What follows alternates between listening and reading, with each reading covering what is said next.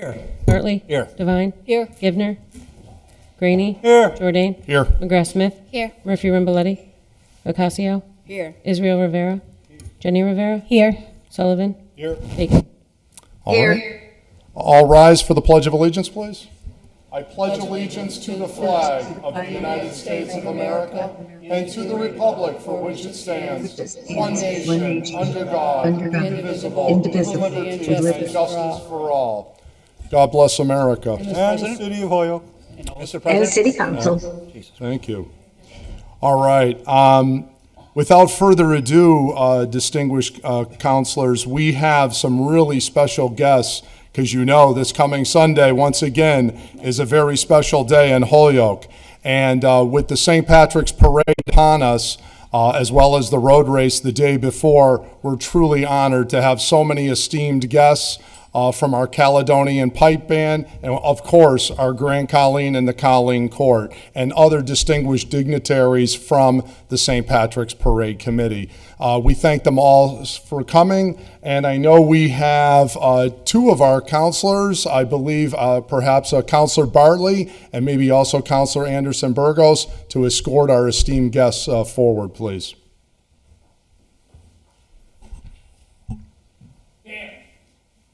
Kelly, by the center. Quick march.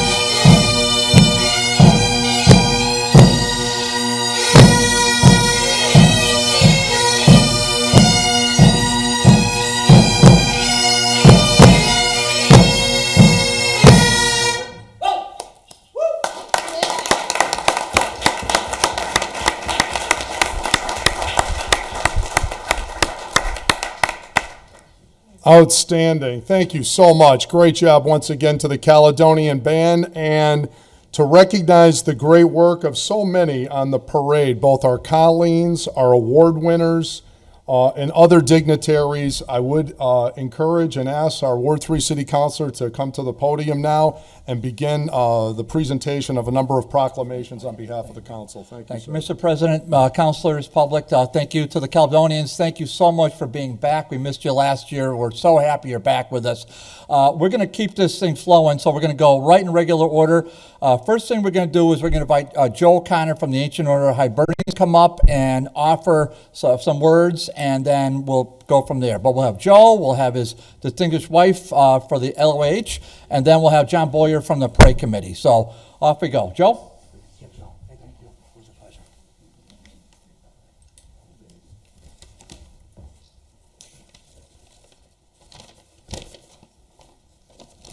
Good evening. On behalf of the Ancient Order of Hibernians and Ladies Ancient Order of Hibernians, thank you for the invite. The Ancient Order of Hibernians first chartered in the city of Holyoke in 1850. We are an Irish Catholic organization that assists other organizations such as Kate's Kitchen, Providence Ministries, Wreath Across America, and CYO Basketball. At this time, I'd like to have Mary Kate O'Connor, the president of the Ladies Ancient the Ancient Order of Hibernians, come forward.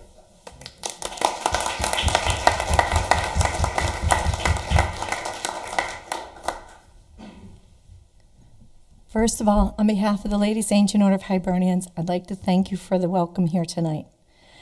My job this year is to announce who our 2025 Woman of the Year is, and this year it's Cheryl DuPont. There's something else that you need to know about Cheryl. Cheryl has been responsible for our most recent fundraiser, and those Irish soda breads that are in front of you tonight are compliments of her and the Ladies Ancient Order of Hibernians.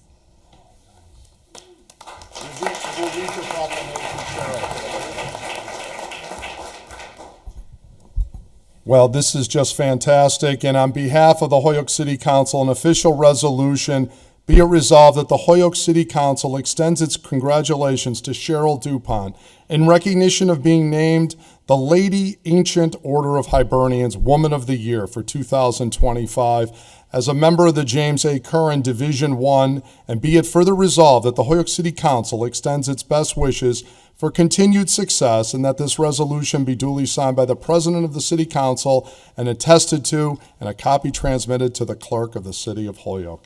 Cheryl, congratulations. Please say a few words, if you would. I want to thank everyone, and especially the Ladies Ancient Order of Hibernians for awarding me the Lady Hibernian of the Year. This is a tremendous honor, and I I'm overwhelmed, truly. Thank you. Great job.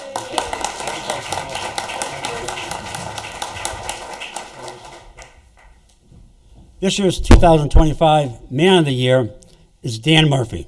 Dan, please come up, say a few words. Dan Murphy doesn't know how to say no, okay? First to sign up for an event, first to show up, and last to leave. Dan is always there for us and for the community. That includes bars, too. Thank you, Dan. Congratulations. Again, truly an honor. The Holyoke City Council declares this official resolution. Be it resolved that the Holyoke City Council extends its congratulations to Dan Murphy in recognition of being named the 2025 Ancient Order of Hibernians Man of the Year as a member of the James A. Curran Division I, and be it further resolved that the Holyoke City Council extends its best wishes for continued success, and that this resolution be duly signed by the President of the City Council and attested to, and a copy thereof transmitted by the Clerk of the City of Holyoke. Congratulations, Dan. Please say a few words. Thank you very much. I'm a lifelong Springfield resident, and Dominic's never invited me to City Hall. So I want to thank the people of Holyoke. And I haven't missed a parade or a road race in many years, and I ran a lot of them. I love it here. Thank you very much, you guys. I'm going to let Dominic know, too. Please do. We'll let Dominic know as well. No worries there. Okay, please. Our 2025 Christian Charity Award recipient is Owen Dunyu. Please come up, Owen.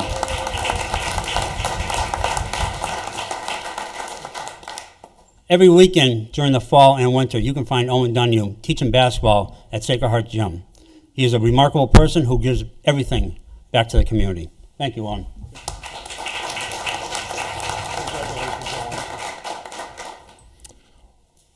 On behalf of the Holyoke City Council, an official resolution. Be it resolved that the Holyoke City Council extends its congratulations to Owen Donahue, a man from a very fine family. Michael, of your dad, I just think the world of, we miss him so.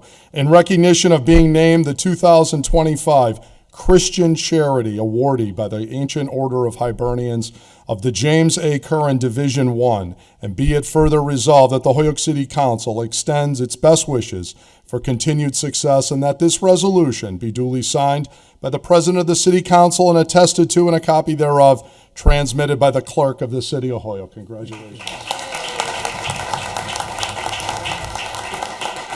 You know, I look out here and I see the Colleens, and I mentioned the other day the Colleens who played in our program, but I also look at the coaches who are on the city council who coach for Our Lady of Guadalupe, and the parents who sent their kids to play at Our Lady of Guadalupe, and also one of the founders. I'll put out Patty Devine was one of the founders of Our Lady of Guadalupe CYO, and she's here. All right. So I just want to thank them. It's a citywide effort. And the other thing I say, people have been asking me, why did I bring my shillelagh?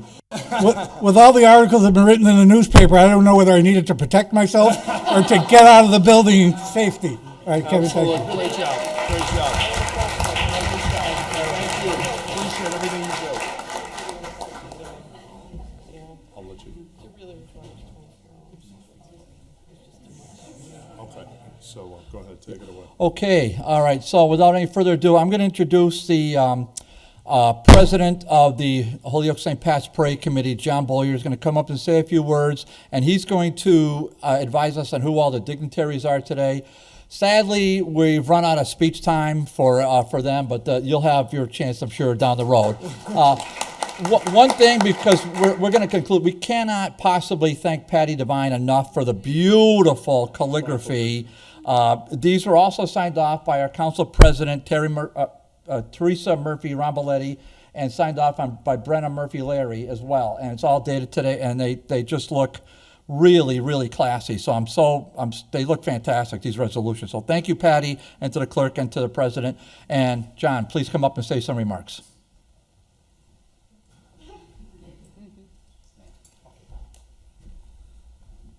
Yes, again, thank you for having Holyoke Parade Committee in the house tonight. We really appreciate it. Patty is a member, Tessa is a member, we have several other members. With us, our Grand Marshal this year, worthy Grand Marshal Jimmy Lavelle. He's at a Board of Directors meeting, so he could not be with us tonight. Our Citizenship Award is Father Bob Gentile. He was unavailable. Devin Sheehan is our Royal Award, who is in Ireland. We do have Jeff Walsh, who is our O'Connell Award. So Jeff, thank you.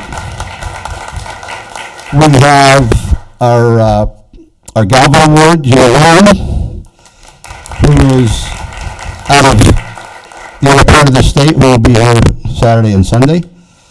We have our Colleen Maura Reardon right behind me. And Maura, if you would introduce your court, please. Hello, everybody. Tonight I have with me Maura Joseph, who is also our Miss Congeniality. Aaron Gauthier. Aaron O'Donnell. And Abigail Hubner.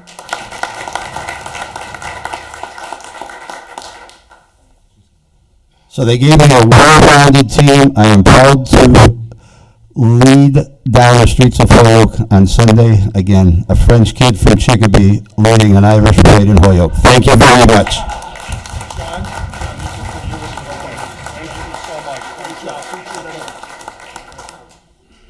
And so with that, we bid adieu as well. We look forward to seeing everybody Saturday and Sunday and in between. And we're going to let the Caledonian Pipe Band, Holyoke-based since 1910. It's an honor to again have them back here in Room 11 City Council chambers. Ladies and gentlemen, please lead us out.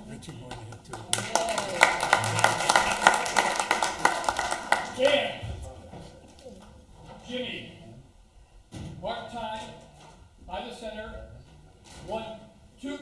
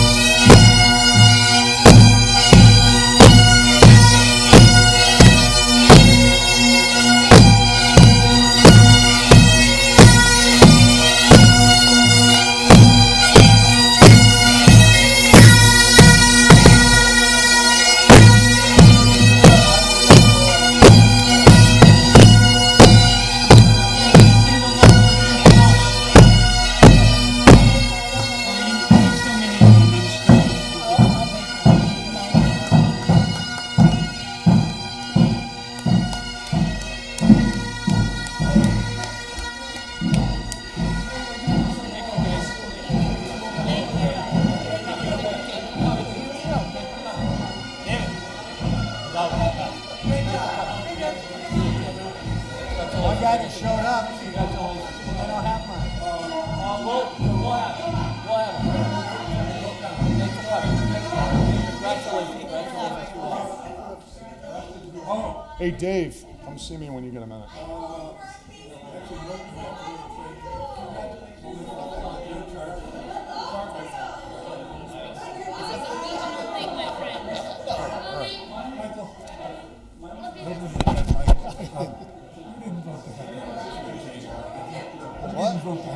Yeah, okay. Oh, yeah, we'll get right into the, now that we're getting into the meaty stuff.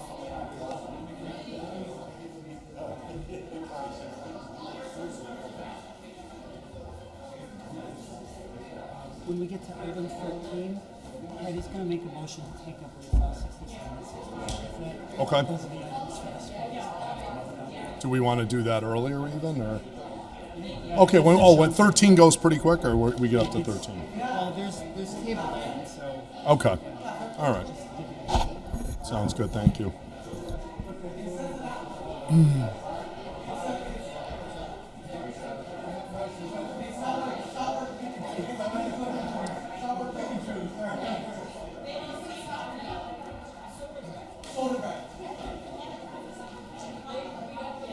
That's it. If we can pull that off, 8:30. Yeah, I mean, we'll try.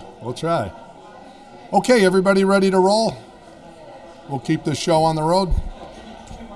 Huh? Kevin. You need 1 minute? Okay, 2 minutes. No, I brought them all out here. Yeah. Yeah. Why, we were short a couple? Or? One of the Colleens was missing as well. Okay. Yeah. Oh, God. Oh.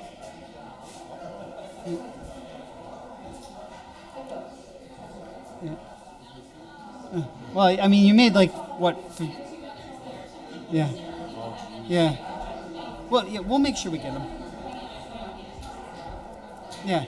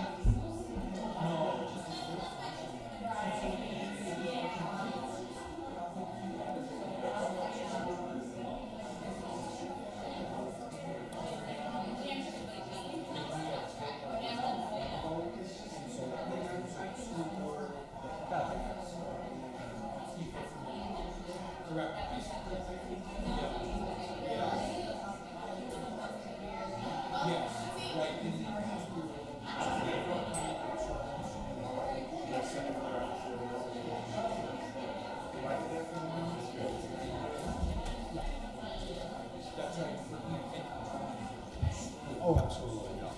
Mm-hmm. Yep.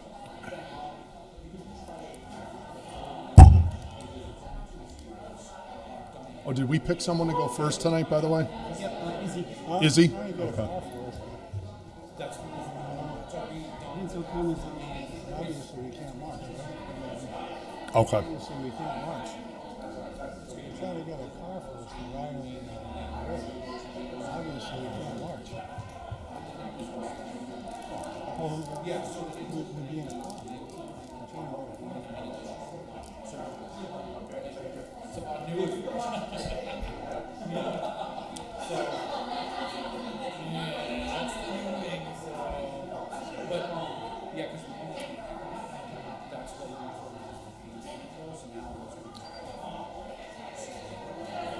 So, Kevin, how do we go with the delegation? Huh? How do we go with the delegation? How do we go with the delegation? On the parade? Oh, yeah, well, we'll go to Kmart line up. I know.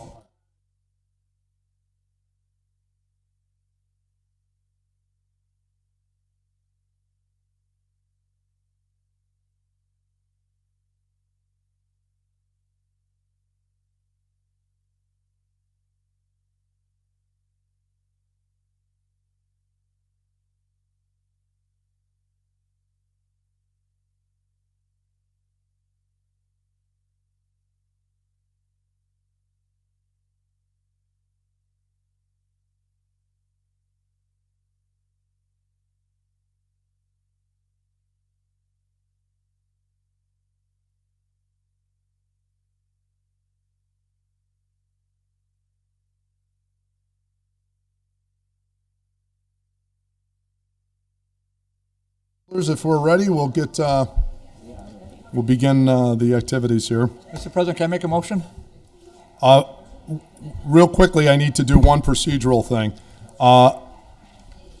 I'd like to make a motion that to take a roll call vote for the purposes of this meeting would be applicable to all motions to receive, to refer items to committee, to remove items from the table, place items on the table, package items together, comply with items, or suspend the moved. rules unless there is an objection. So moved. So is there a second? Second. All in favor? Aye. Opposed, so moved. As you know, we have one member remote this Need a evening. roll call. Mr.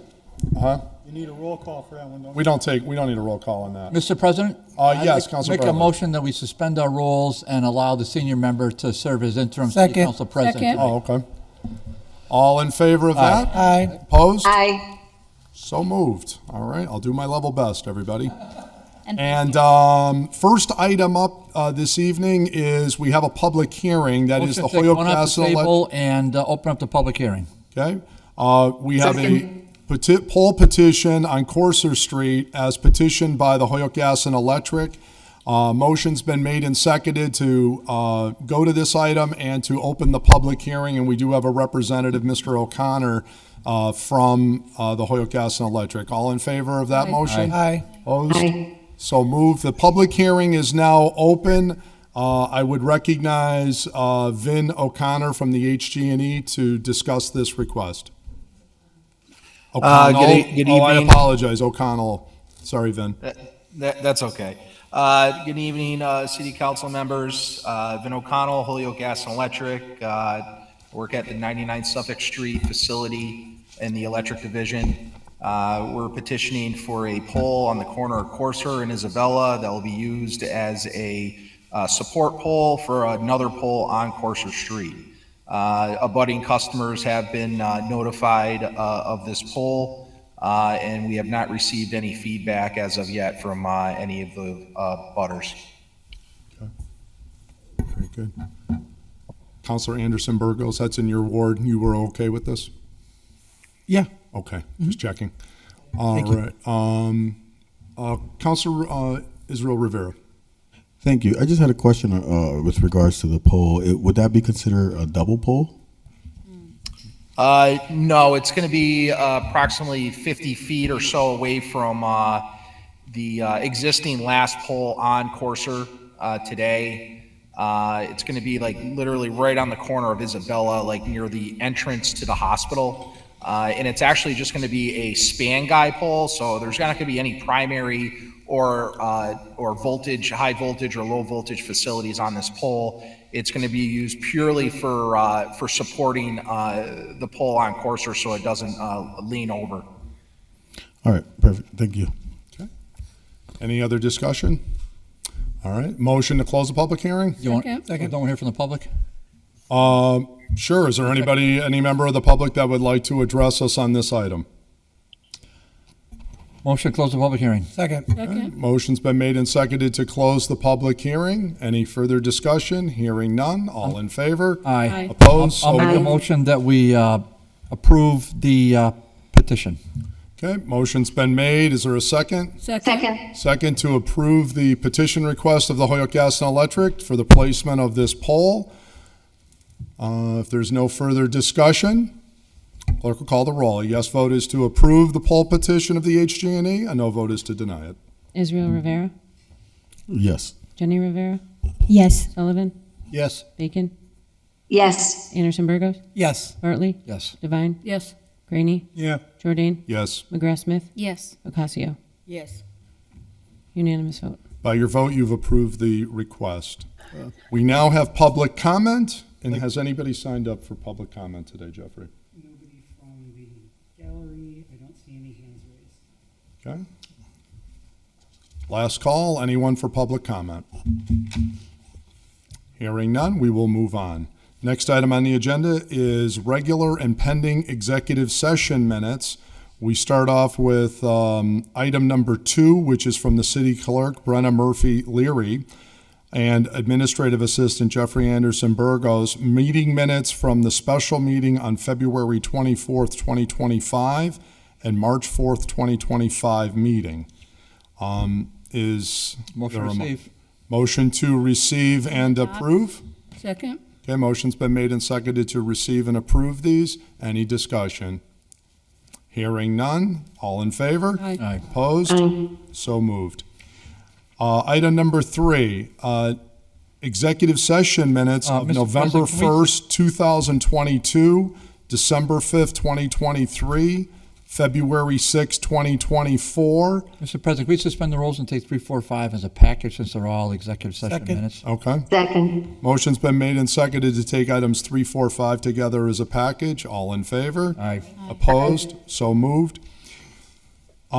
These items, we are told, have all been reviewed and partially released as of September 4th, 2024. Item number 4 is the executive session minutes of January 22nd, 2024 and June 11th, 2024, that these have been reviewed and withheld in their entirety as of September 4th, 2024. Item number 5 is the executive session minutes, as well as the December 9th Finance Committee executive session minutes, which have yet to be reviewed. Counselor Bartley. Yes, I'm going to make a motion to table in a second, but just under discussions, because I don't really have a motion. I just think it's prudent that we put these on the table to allow time for, because we have a partially released, we have withheld, and we have yet to be reviewed. I mean, this is a bipolar kind of reading here. So I think it'd be wise if we had when our president comes back, that she discusses with the law department and we get a little clearer take on how to move this forward. Okay. A motion has been made to table the 3 items. Is there a Second. second? There is a second. That's not debatable. So all in favor of tabling 3, 4, 5? Aye. Opposed? So moved. Mr. Tabled. President, Yes, Counselor Sullivan. I'd like to make a motion to take items 13 and late file 67 and 68 out of order. Second. Second? Okay. 6 and 6. You beat me to it. All right, there's a motion to take items 13, what were the other 2, please? 67 and 68 out of order. Do we have the packages? Anything else, by the way? 66 and 67? No, 67 and 68. Yeah.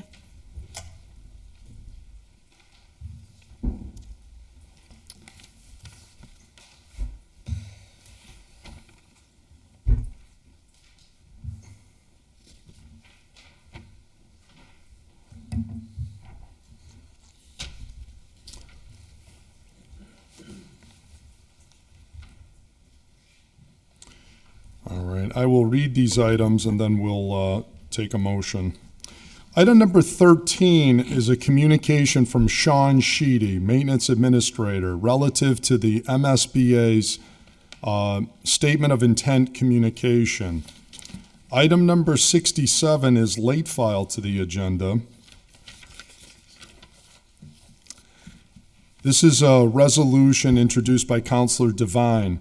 It states as follows. Resolved, having convened in an open meeting on March 18th prior to the SOI submission closing date, the City Council of the City of Holyoke, in accordance with its charter, bylaws, and ordinances, votes to authorize the superintendent to submit to the Massachusetts School Building Authority the Statement of Interest form dated March 13th, 2025, for the Lieutenant Elmer J. McMahon Elementary School located at 75 Kane Road, Holyoke, Massachusetts, 01040, which describes and explains the following deficiencies and the priority categories for which an application may be submitted to the Massachusetts School Building Authority in the future under Priority 5 for the replacement of the windows and doors in the courtyard portion of the building, and hereby further specifically acknowledges that by submitting this statement of interest form, the Massachusetts School Building Authority in no way guarantees the acceptance or approval of an application, the awarding of a grant, or any other funding commitment from the Massachusetts School Building Authority, or commits the City of Holyoke to filing an application for the funding with the Massachusetts School Building Authority. Item number 68 is introduced by Counselor Devine. Resolved that having convened in an open meeting on March 18th, prior to the SOI submission closing date, the City Council of the City of Holyoke, in accordance with its charter, bylaws, and ordinances, votes to authorize the superintendent to submit to the Massachusetts School Building Authority the statement of interest form dated March 13th, 2025, for the Morris A. Donahue Elementary School located at 210 Whiting Farms Road, Holyoke, Massachusetts 01040, which describes and explains the following deficiencies and prior categories for which an application may be submitted to the Massachusetts School Building Authority. In the future, under priority number 5 for the replacement of the windows and doors in the 1989 portion of the building, and hereby further specifically acknowledges that by submitting this statement of interest form, the Massachusetts School Building Authority in no way guarantees the acceptance or approval of an application, the awarding of a grant, or in any other funding commitment from the Massachusetts School Building Authority, or commits the City of Holyoke to filing an application for the funding of the Massachusetts School Building Authority. There's a motion on the floor to suspend these 3 items, to take them up as a package, to also suspend our rules relative to items 67 and 68 to take final action this evening. Is there a second to that motion? Second. Under discussion, Counselor Devine. I think Counselor Sullivan made the motion, so. Okay, Counselor Sullivan. I'd like to make a motion to allow Sean Sheedy to suspend our rules. Motion to further suspend our rules to allow Sean Sheedy from the Holyoke School Department to address the City Council on these 3 items. Do we have a microphone or? Right there. It's low. No, it's just down. It's just Oh, it pull just up. shrunk. It's just Meg size. Yeah. It's for Meg. For leprechauns. All right. All in favor of suspending the rules for Sean? Aye. Opposed? So moved. Sean, take us away. Thank you, President. Thank you, counselors, for having me here tonight. So basically, what you have in front of you is what the MSBA now calls a form of vote. So for each school that we want to apply for a statement of interest, we have to use their vote language, because it's non-financial at this point, to use their vote language, insert the school, what I'm going for, and then that's what I submit on the statement of interest. What we did in the special meeting was we kind of packaged it all together and just said, Sean Sheedy, Maintenance Administrator Projects for the statement of interest. They want to see a vote for each school, for each statement of interest that I'm going to apply for. Okay.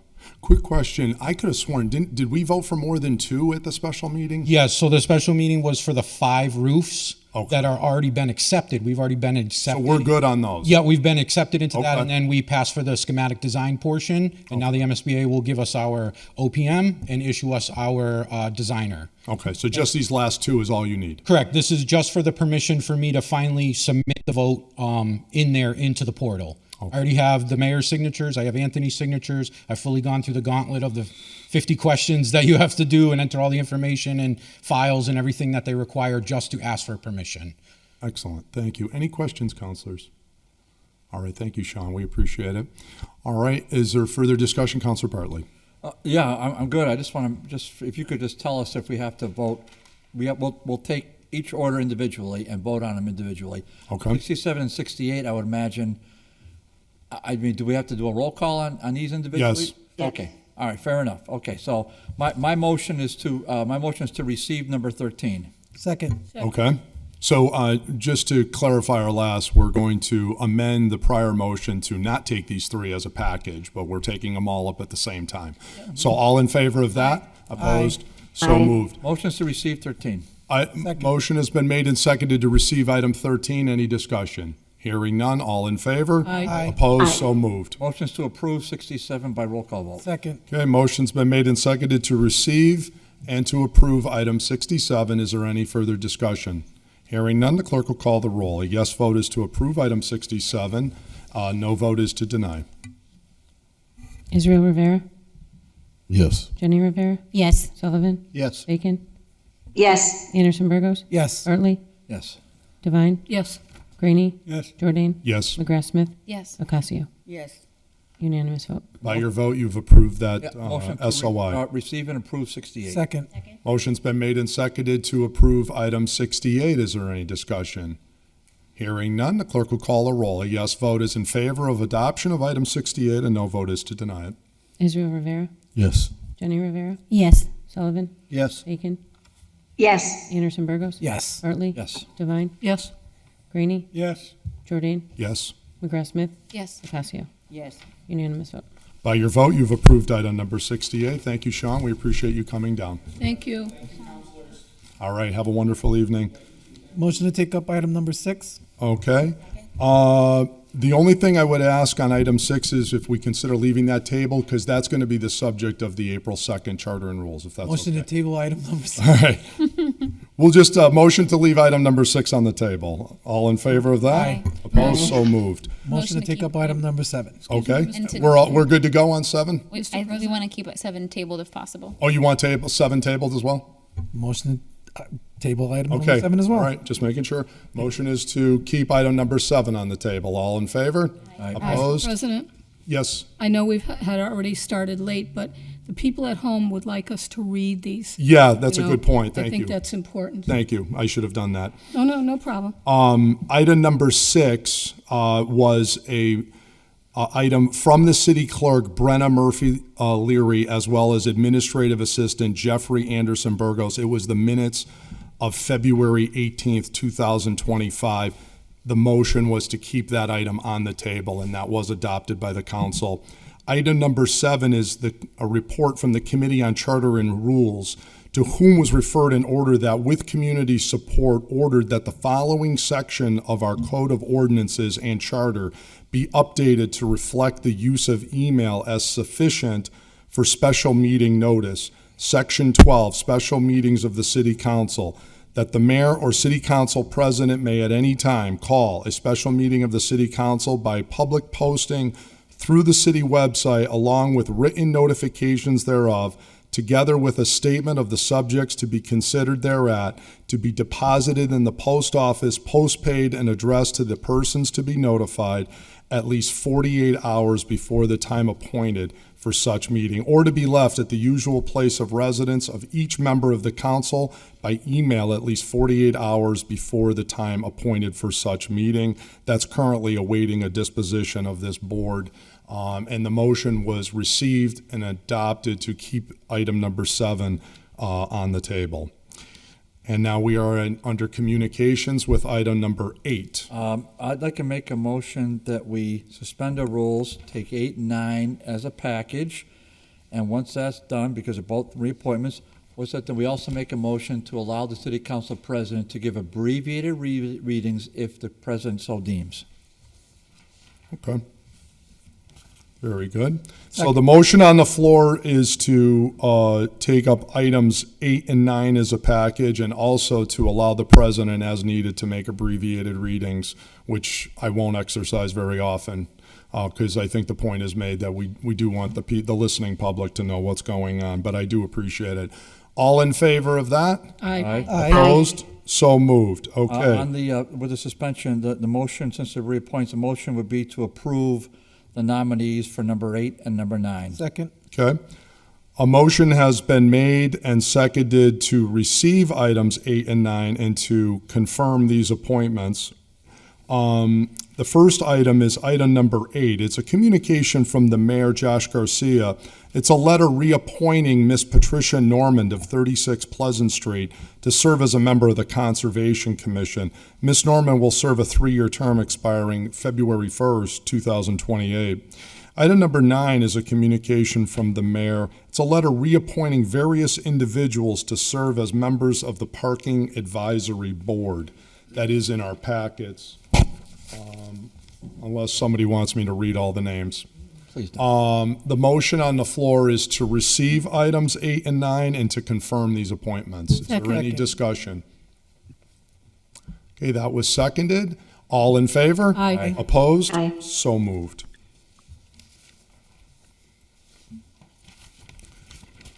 Item number 10 is a communication from Mayor Joshua Garcia. It's a letter appointing Ms. Dahlia Hyrie Dermuth of 37 Longfellow Road to serve as Commissioner of the Board of Health. Ms. Dahlia Hyrie Dermuth will serve a 3-year term expiring, we do not have it on the agenda, the date, but In 3 years. let's take a look. Yeah, it is a 3-year term. Let's see what we got here.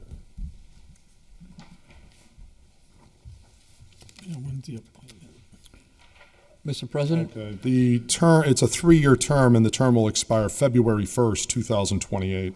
Mr. President, Councilor Bartley. the order says appointing, the letter says reappoint. So I guess my motion, because I'm not really sure, my motion be to refer this to the Committee on Public Service, please. Second. Okay. Brenda, do you know if she's already on? Okay, it is a new appointment. Okay. It's a new appointment. It's a new appointment. Well, it says on the agenda, may I? The agenda says appoint, the letter from the mayor says reappoint.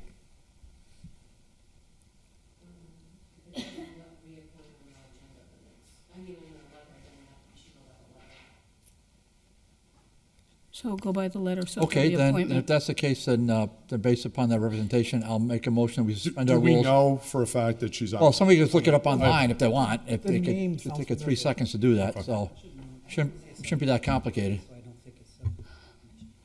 I think Board of Health Commissioners are confirmed, yes. Yeah. Thank you, All Madam right. Clerk. This is the Board of Health.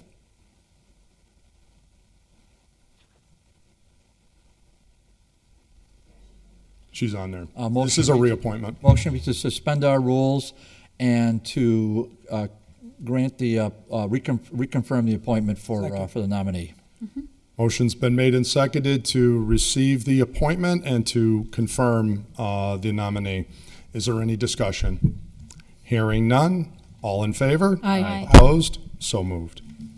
Item number 11 is a communication from the city solicitor, Lisa Ball, from the City of Hoyoke Law Department. It's a business report for the years 2024 into 25. And she claims there was a last update on or about August 2024.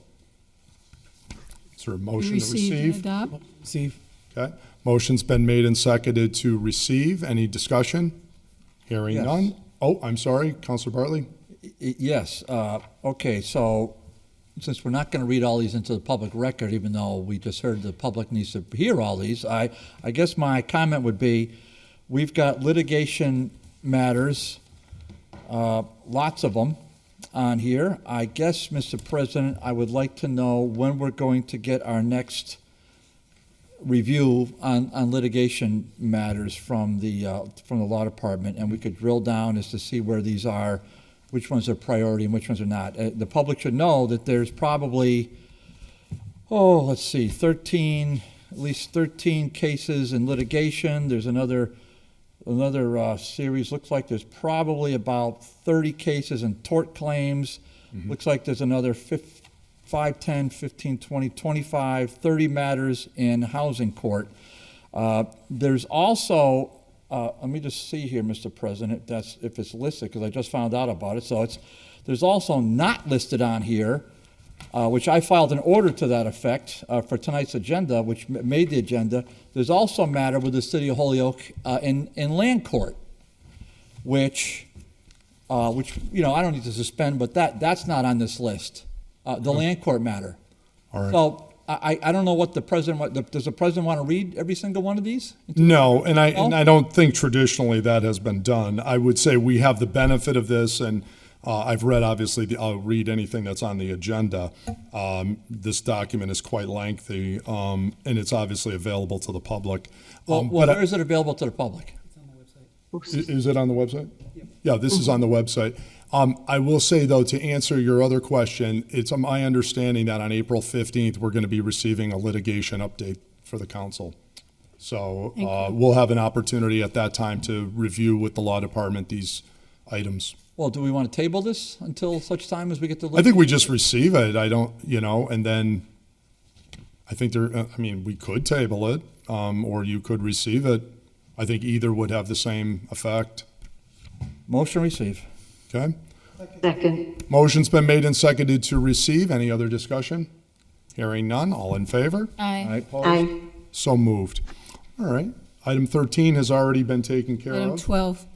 Oh, mea culpa. Yes, item number 12 is from Assistant City Solicitor Kathleen Degnan. It is an open meeting law complaint from City Councilor Linda Vacan. Mr. President. Receive and send to Charter and Rules, please. Second. Mr. President. Okay. The motion on the floor is to receive and to refer to the Committee on Charter and Rules. Under discussion, Counselor Devine. Yeah, I just wanted to say this one, I believe, was filed against our president, Tessa Murphy Ramboletti, and myself, and we did get a lengthy answer, but the most important thing on this lengthy answer in bold print underlined is there was no violation of the open meeting law. Thank you. Okay. Any other discussion? Counselor Bartley? Yeah, well, let me just say that that's not how it rolls exactly. So the way it rolls is that the petitioner has a right to challenge that determination. That was a determination by our law department. Well, what a shock. They said it wasn't. But the petitioner of any open meeting law violation has the right to appeal that to the Attorney General's office. So no one's been exonerated to date. So we're going to read this and we're going to go through it slowly and carefully. So I just want that to be clear. You always have appellate rights, believe it or not. Thank you. Any other discussion? All right. All in favor of referring to the Charter and Rules Committee? Aye. Aye. Opposed? So moved. As I stated earlier, item 13 is all set.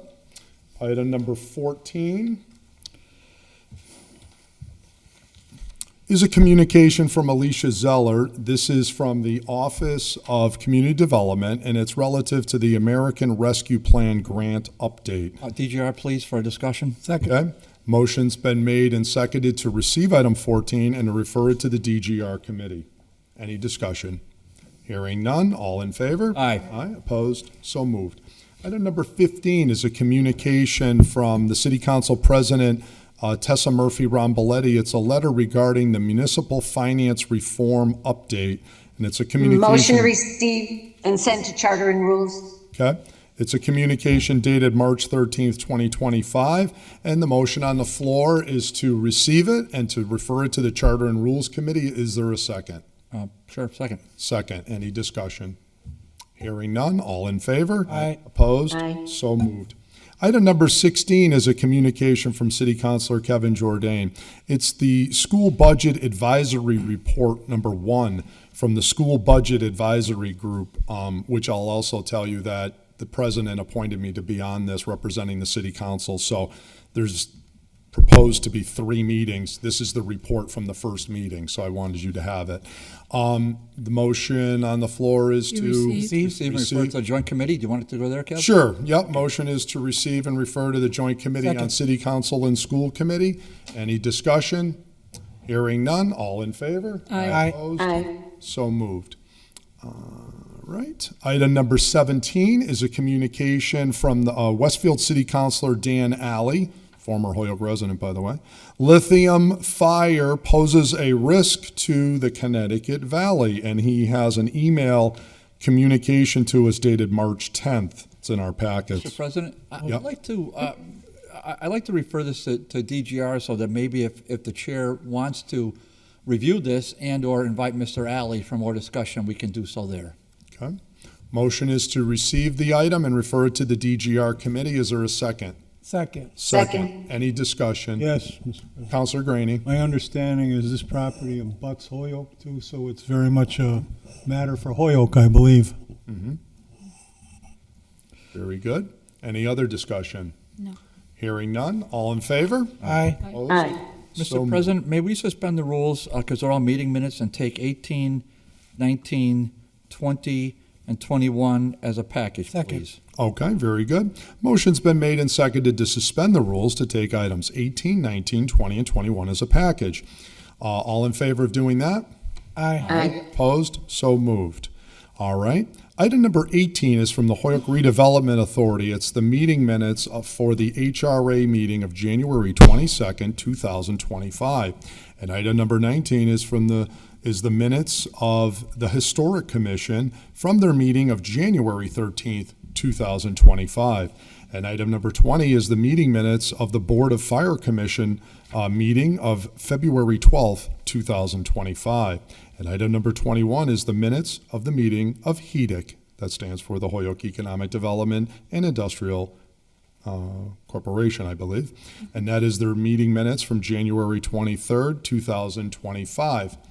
For a motion, Counselor Bartley. The motion would be to receive. Motion has been made. Second. Is there a second? Second to receive. Under discussion, Counselor Bartley. Yes, just because I've been having a lot of meetings on this offline, and I will get this out to the public as well, but under HEDIC, 4A, Whiting Farms Road, Mr. Vega explains that it is his understanding that the Sports Complex Group is continuing their due diligence efforts for the site, which is the HEDIC property, the approximately 11 acres on the southern end of that wooded area, while they also explore their opportunities within the city. Mr. Vega said that the terms of their purchase and sale contract between HEDIC and USA Volleyball International, the USA Volleyball International deposit becomes non-refundable in April.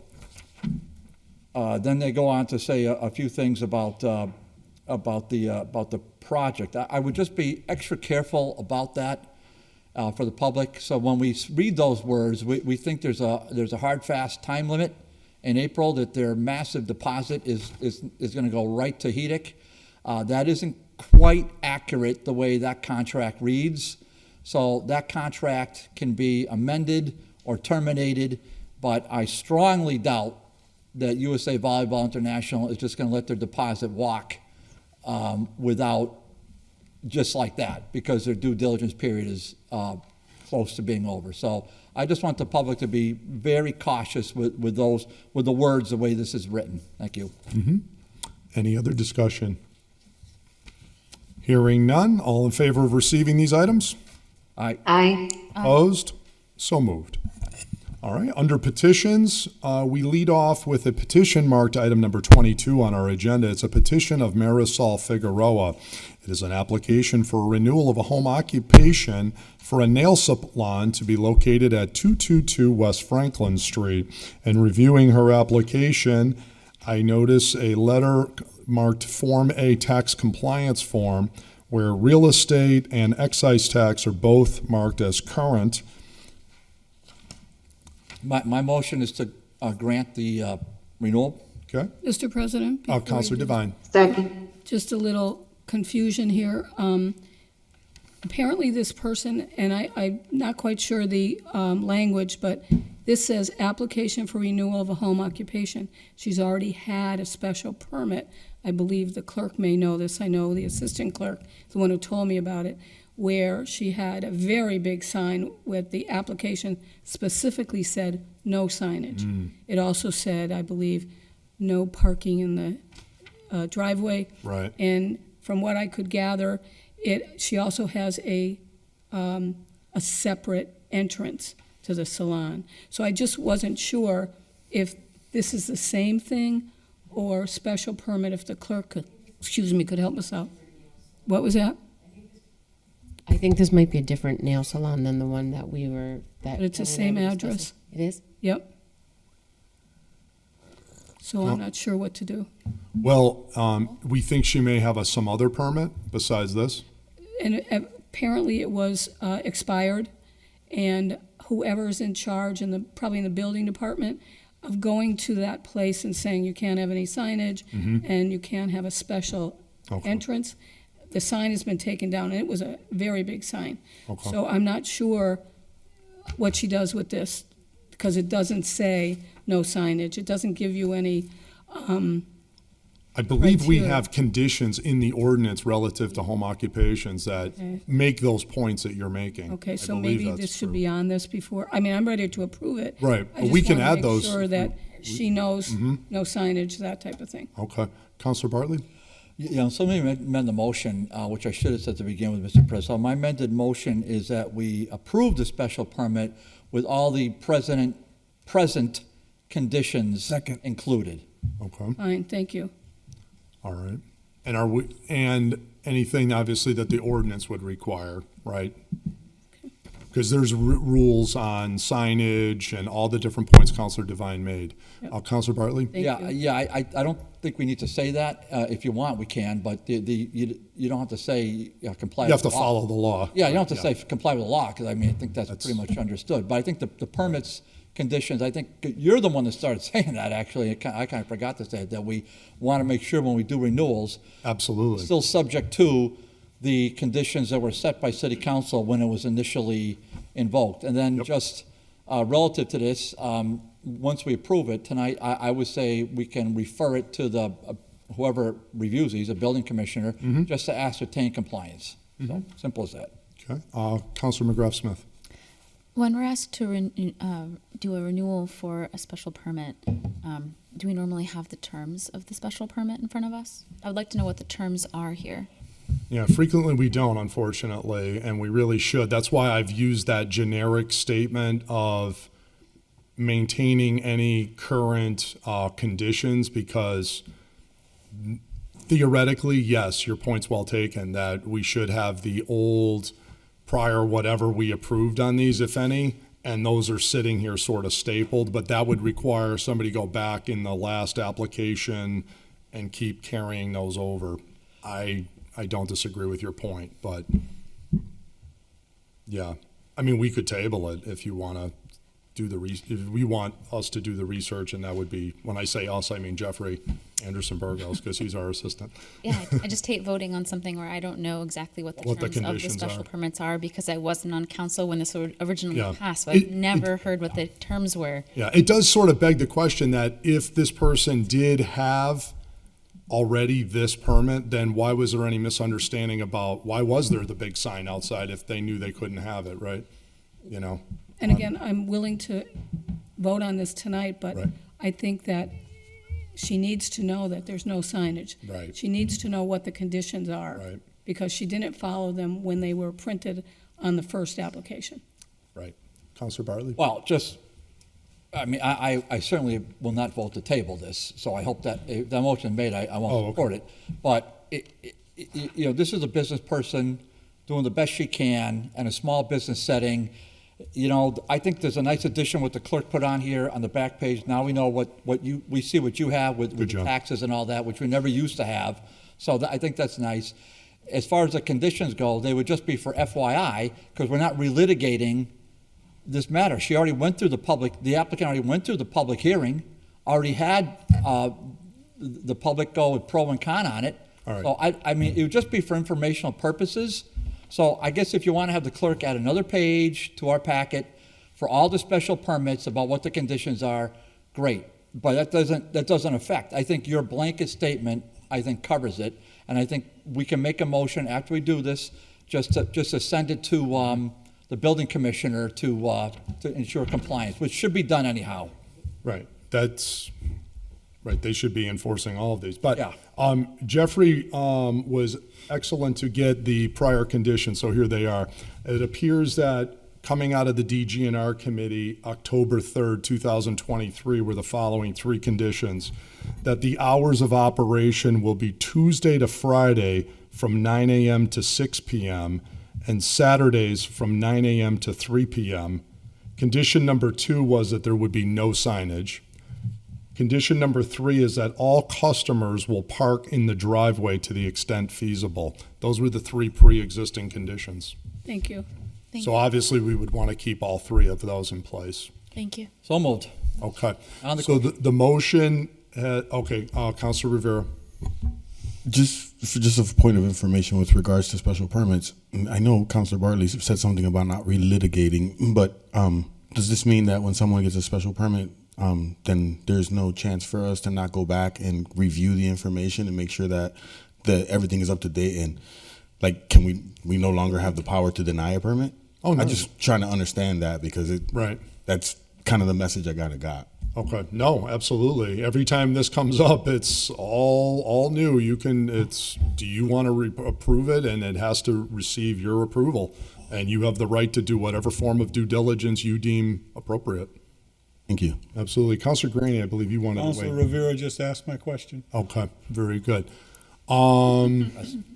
So the motion, as I understand it on the floor, is to receive this petition, just a moment, to approve it with the subject to the 3 conditions that I had read, which were hours, no signage, and the parking restriction. Under discussion, and I believe there was a second to that motion, Yes, correct? second. And continuing under discussion, Councilor I Bartley. disagree with the interpretation of the chair, because they're almost saying, Councilor's saying that, well, Yeah, you can, yeah, certainly you can, we're here to make a vote. I mean, we all know that. It's either yes or no. That's not super complicated. But it's almost an implication that we can amend that permit? Well, first off, we cannot amend that permit. That can't be done unless there's a public hearing. So forget about that. I don't want that to be out there thinking, well, could you take a vote on it? Yeah, you're voting on what's existing. That's it. There's no other vote. So if you don't want to vote for it, then don't vote for it. But all you're doing is hurting a small business person. So the question may be valid, but the answer wasn't sufficient because they're almost making it sound like you cannot change this except for a public hearing. So I want that real clear.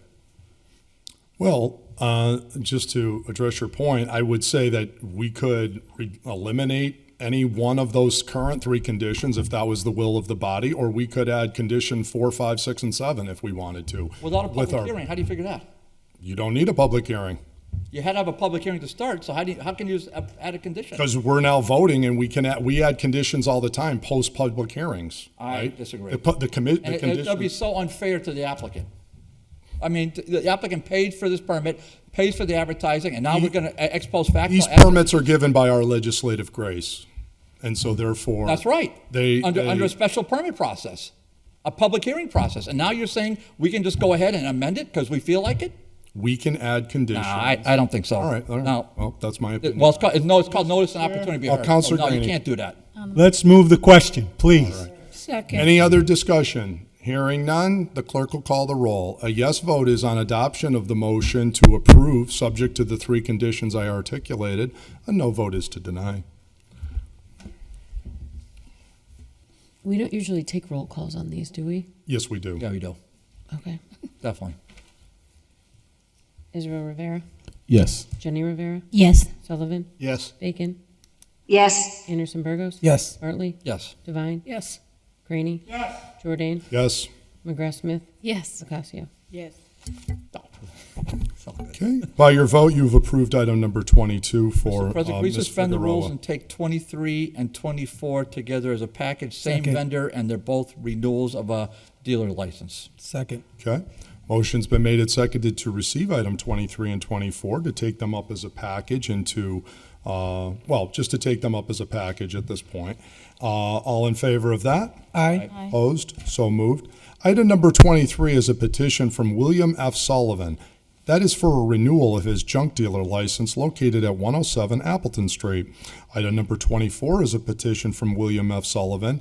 It's for renewal of a junk dealer's license located at 1-3 Jed Days Landing. Is there a motion? Motion to approve the renewal, subject to payment. Looks like they did that, and subject to the whatever existing conditions are on the permit. All right. let's Second. just- Second. Okay. Motion's been made and seconded to receive and approve, subject to any pre-existing conditions on both of these permits. I do note, according to the tax compliance form, that both real estate and excise are checked as current, and personal property and payment plan are not applicable for item number 23, and for item number 24, also the same. Real estate and excise taxes are current. Is there any discussion on the motion to approve? Counselor Israel Rivera. Yes. If Jeff, on a separate time, can you send me a copy of the pre-existing conditions for this one? If we have them. If you don't have them, then I'll figure that out on a different note. Thank you. Okay. I'm pretty sure you probably don't have them because they're probably super old. These, yeah, I think he's had these for quite a long time. Thank you. Counselor McGrath Smith. As a question around process, and I apologize for slowing things down a little bit here. I do wonder what the pre-existing conditions are on these special permits, and I'm wondering if that's something that we can just ask to always be provided every time we have a special permit, or if we actually have to make some sort of rules change or process change in some way in order to achieve that. Motion to allow the clerk to speak on that. Second. Sure. Can you repeat the question? Is it possible whenever we have a request for a renewable special permit to have the pre-existing conditions just named somewhere on the document? Yeah, we can. Or just able to be publicly shared verbally even? Yeah, that shouldn't be a problem. Thank you. Happy days. They can, but not necessarily. He's probably had this for 40 years. Yeah, they've been there, yeah. Long. Mm-hmm. Yeah. Yeah. I mean, these were here when I started, so he's been around at least that long. Okay. So I think the clerk and the administrative assistant have heard the request, and they will do what they can to provide those as they have access to them. Some of them might be really, really old, but I think the point's well taken. All right, is there any other discussion, counselors, other than this? All right, hearing none, the clerk will call the roll. A yes vote is to approve the renewal of these 2 licenses. A no vote is to deny it. Israel Rivera. Yes. Jenny Rivera. Yes. Sullivan. Yes. Bacon. Yes. Anderson Burgos. Yes. Bartley. Yes. Devine. Yes. Graney. Yes. Jordan. Yes. McGrath Smith. Yes. Ocasio. Yes. Unanimous vote. By your vote, you've approved the licenses for William F. Sullivan. Let's see, now under President's report, I had the following notes to share with you from our President. It's 1, the Tourism Advisory Committee was approved by the Mayor and Council President for an exemption to Section 2-421 to hold a meeting on March 18th at 4 o'clock. There will be also an employee appreciation breakfast at City Hall outside the old tax collector's office on Friday, March 21st at 8 o'clock in the morning. Councilors are welcome to attend if available. The Holyoke St. Patrick's Parade will be taking place on Sunday, March 23rd. Anyone attending the Ambassador's Breakfast will be able to take a shuttle from Wyckoff to the plaza. The parade will step off at 11:10 in the morning, so any counselor not attending the breakfast should plan to arrive by 10:30 in the morning to meet up with Jeffrey to get their green boutonniere at the plaza exit near Paramount Pizza. That is our President's report. Anything else, Councilor Anderson Burgos? Yeah, I would like to ask for a moment of silence. We lost a very good friend, longtime Holyoker, Edward Hernandez. So please, a moment of silence for him and his family. Absolutely. Friends. Thank you so much. Thank you.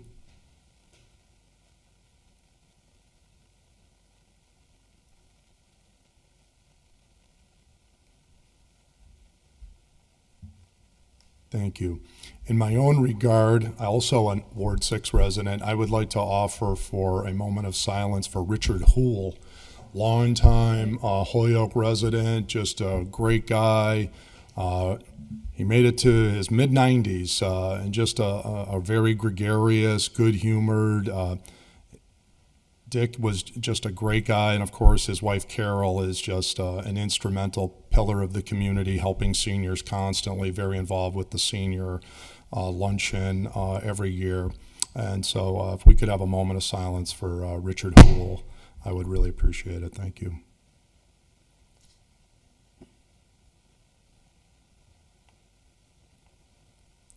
Thank you. Councilor Graney? Yeah, Mr. President, just a request to our administrative assistant to see if he could look into the possibility of getting transportation for some counselors who are unable to make the walk. Okay. Thank you. Absolutely. Councilor Devine? And the breakfast starts at 8 a.m. Thank you. For the early birds. Yes, Councilor. And it's $25. Councilor Jenny Rivera. I also would like to extend an invitation to all counselors on April 5th. Enlace de Familia will be hosting its second annual egg hunt. This year, we're going to collaborate with the Holyoke Parks and Rec. So we will be having from the merry-go-round all the way to in front of the Holyoke Museum, plenty of activities, over 10,000, 11,000 eggs. So if anybody's available and would like to join us and volunteer, you're more than welcome. What time, Jenny? It starts from 1 to 4. 1 to 4. Yeah, we'll be there setting up probably around 10 o'clock. So if anybody wants to join us. Okay. Thank you. Great, thank you. Anybody else? Counselor Israel Rivera. That's usually a great event. I take my kids. I'm sorry, I don't volunteer because I have to be a dad. I hope you're not taking the eggs. No. I take their candy. I tell them you don't want cavities because I have some. But I wanted to announce, at least for Holyoke Girls Softball and Holyoke Youth Baseball, it's sign-up season. So please sign up. Try to register your kids. For girls softball, I know for a fact we're doing the littles. We're doing pre-K too as well. So feel free to register and sign up. And I think that we're in an era where youth sports is kind of dying off due to the AAU programs and the other programs that we have. So please register your child. If not, then the city will have to take ownership of a lot of these leagues and then invest in them themselves, because the nonprofits are struggling themselves to keep the doors open for the leagues in a sense. So please feel free to reach out. I think youth football is starting to do recruitment too as well, and they have a youth football flag league too. So please reach out to Parks and Rec, and Parks and Rec has all the details with regards to all of that. Thank you. Yeah, great message. Thank you. Yeah, our youth sports is really important, and you play a lot. You can get some scholarships to college if you really work hard. I know. You know that. I know one of my Jourdains did. Yeah. So football went all the way from playing from third grade, Holyoke Youth Football, all the way up to Division I. Anybody else? Any other announcements? Councilor Anderson Burgos. Did we mention that the Blue Sox was looking for, the Blue Sox was looking for a family to, I don't know. House them to sponsor? I just wanted to put that into the record as well. If anybody's listening, any family that's willing. To sponsor players, like to be like a host or, There's only one family in Holyoke that's actually doing it. And since the Blue Sox this is their home. Right. It'd be nice for other families who are willing and able to do so. That's nice. Yes. Thank you for bringing that up. All right. Anything else? All right. Excellent. Very nice president's report. And we wish our president and Councilor Givner safe travels back and forth from Ireland. Item number 25 is the reports of committees. First up is item 25, which is a report from the Committee on Ordinance, to whom was referred a zone change application. Mr. President, if I may. I'm sorry, yes. Just like to make the motion, I'm sorry for cutting you off, to take up items 25 through 30 as a package. 25 to 30 as a package? Yes. Okay. Just to get through this. Sure. And you could do the long reading or the abbreviated reading, whichever one fits you better. All right. Well, we'll try and get the word out so people know. I'm a full agreement with that. Thank you. All right. So item number 25, the motion on the floor is to take 25 through 30 as a package. All in favor of that? Aye. So moved. Rules suspended for that purpose. And the other thing I wanted to ask is, Councilor Vacan, do I have your permission to put your name on these committee jacket reports for ordinance? Yes, thank you. Okay. All right. Item number 25 is a report from the Committee on Ordinance, to whom was referred a zone change application for Tiago Martins and Jeffrey Diaz, located at 736 Dwight Street, to change the zone from BL to DR, to develop properties with duplex and triplex apartments. The committee considered the same and recommended that the zone change be granted, and voting on that was Councilor Israel Rivera, Councilor Vacan, McGrath Smith, Bartley. Councilor Bartley, did you want your name signed on to this? Okay. And then Councilor Bartley and Councilor Jenny Rivera. Item number 26 is a report from the Committee on Ordinance, to whom was referred a zone change application of Tiago Martins, located at 712-718 Dwight Street, from BL to DR, to develop properties with duplex and triplex apartments. The committee recommended that the zone change be granted, and that was approved by all members of the committee. Item number 27 is a report from the Committee on Ordinance, to whom was referred an order that if someone is putting in an RFP through the city for a property that is up for sale, and the applicant has outstanding issues with the Board of Health, Building Department, or any other city department having to do with other properties they own, that they are not eligible to win the bid for the RFP. Recommend that the order be adopted. All 5 members of the committee supported that. Item number 28 is a report from the Committee on Ordinance, to whom was referred in order that Section 38-73, subsection 6 of our ordinances be amended for the hours to read 10 p.m. instead of 11 p.m. and 8 a.m. instead of 7 a.m., and that this was recommended by the committee to be adopted, and it was approved by all 5 members of the Ordinance Committee. Item number 29 is a report from the Committee on Ordinance, to whom was referred in order that Section 86-6 be adopted, be updated from $200 to $1,000 for consistency with the state law, and all 5 members of the committee supported that to be adopted. And item number 30 is a report from the Committee on Ordinance, to whom was referred in order that an ordinance be created that requires the police to report all damage to city property greater than $1,000 from a motor vehicle accident to the City Council, Mayor, and Law Department. Further, that the DPW Mayor and Law Department have an affirmative duty to pursue collection action against the insurance carrier and/or operator or other responsible party to make the city whole for damage to city property resulting from motor vehicle accidents. The city needs to have an ordinance establishing a policy in this matter to help ensure a uniformity of enforcement. And this was approved by all 5 members of the Ordinance Committee. And I'll now recognize Councilor Israel Rivera for a motion and then whatever words he would like to share with us. So just before I go to the motion, I'll do a quick report out on some of the, most of the items, all of the items, to be honest. So for 25 and 26, those are properties on 736 Dwight and then 712 and 718 Dwight, between Tiago Martins and Jeffrey Diaz. They came in a couple times and talked about the project that they are trying to, that they are working on Dwight Street. They recently rehabbed the building on Dwight. If you drive down Dwight before the post office, you'll notice the white building. So they're adding to the portfolio. It looks like they're going to do some duplex homes, 2 to 3 family homes within the proximity there. There were some questions around parking and lighting. Some of that was answered, and then most of it was answered in the Ordinance Committee meetings.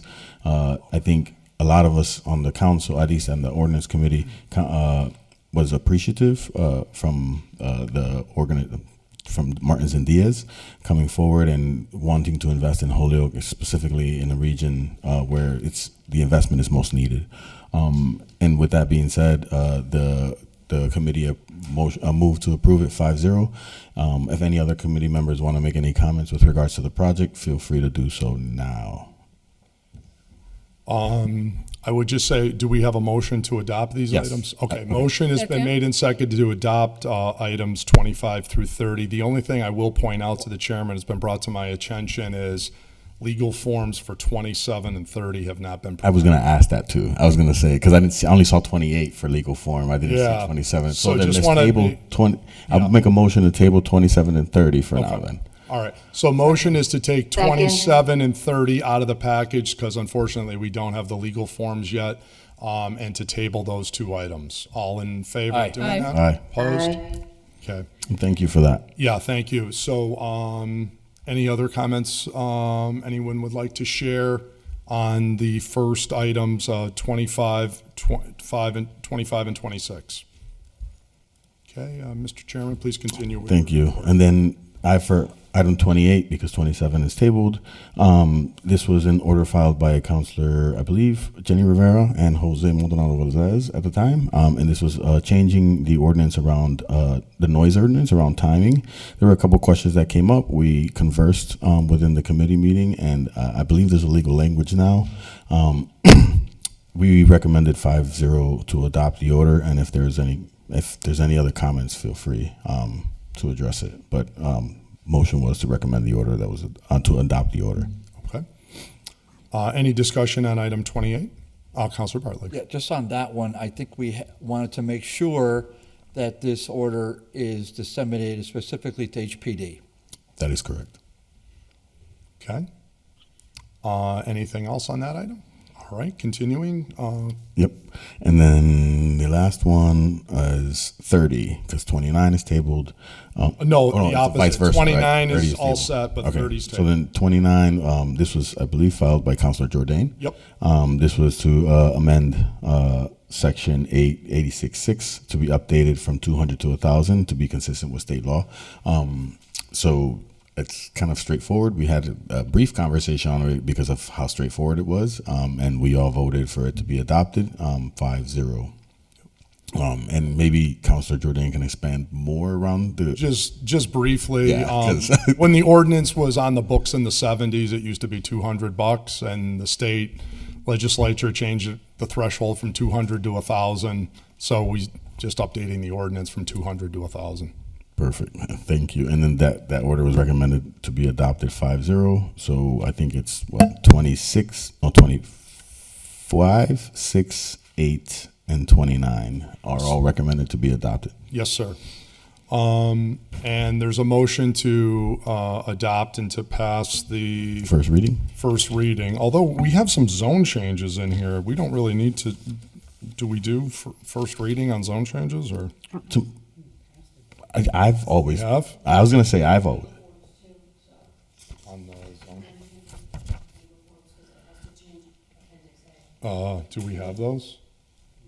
Oh, heavens. All Ooh, right. no. So, okay, so 25 and 26 appears we're going to have to table those as well because we don't have the legal forms for the zone changes. Real quick, So- just for clarification, we met and we did our job. Yes, you did. Okay. Just want to make sure. Yes, you did. Yep. All right then. So then You can I only guess- do so much. I guess then it's only what, item 28 We'll have two ordinance and 29? changes. Yeah, 28 and 29. Okay, So the motion on the floor is to table 25 and 26 until our next meeting, it would appear. All in favor? Aye. Opposed, so moved. And the motion is now on the floor to pass the first reading on items 28 and 29. Second. Is there any discussion? Hearing none, all in favor? Aye. Opposed, so Aye. moved. Motion to pass the second reading. Second. Motion has been made and seconded to pass the second reading. Any discussion? Hearing none, all in favor? Aye. Opposed, so moved. Motion that the passage be ordained. Is there a second? Motion's been made and seconded that the passage be ordained. There is no further discussion. The clerk will call the roll. A yes vote is to adopt these two ordinance changes marked item 28 and 29 on our agenda. A no vote is to deny them. Israel Rivera, Yes. Jenny Rivera, Yes. Sullivan, Yes. Bacon, Yes. Anderson Burgos, Yes. Bartley, Yes. Devine, Yes. Givner, Graney, Yes. Jordan, Yes. McGrath Smith, Yes. Ocasio. Yes. Unanimous vote. By your vote, you've approved those two ordinance changes. We're now up to item 31, which is a committee report from the Committee on Finance. That is to whom was referred in order that the police department be allowed to hire a crime analyst past grade 10 mid-range, which is 70,407 to 78,000. Recommend that the order be approved. Second.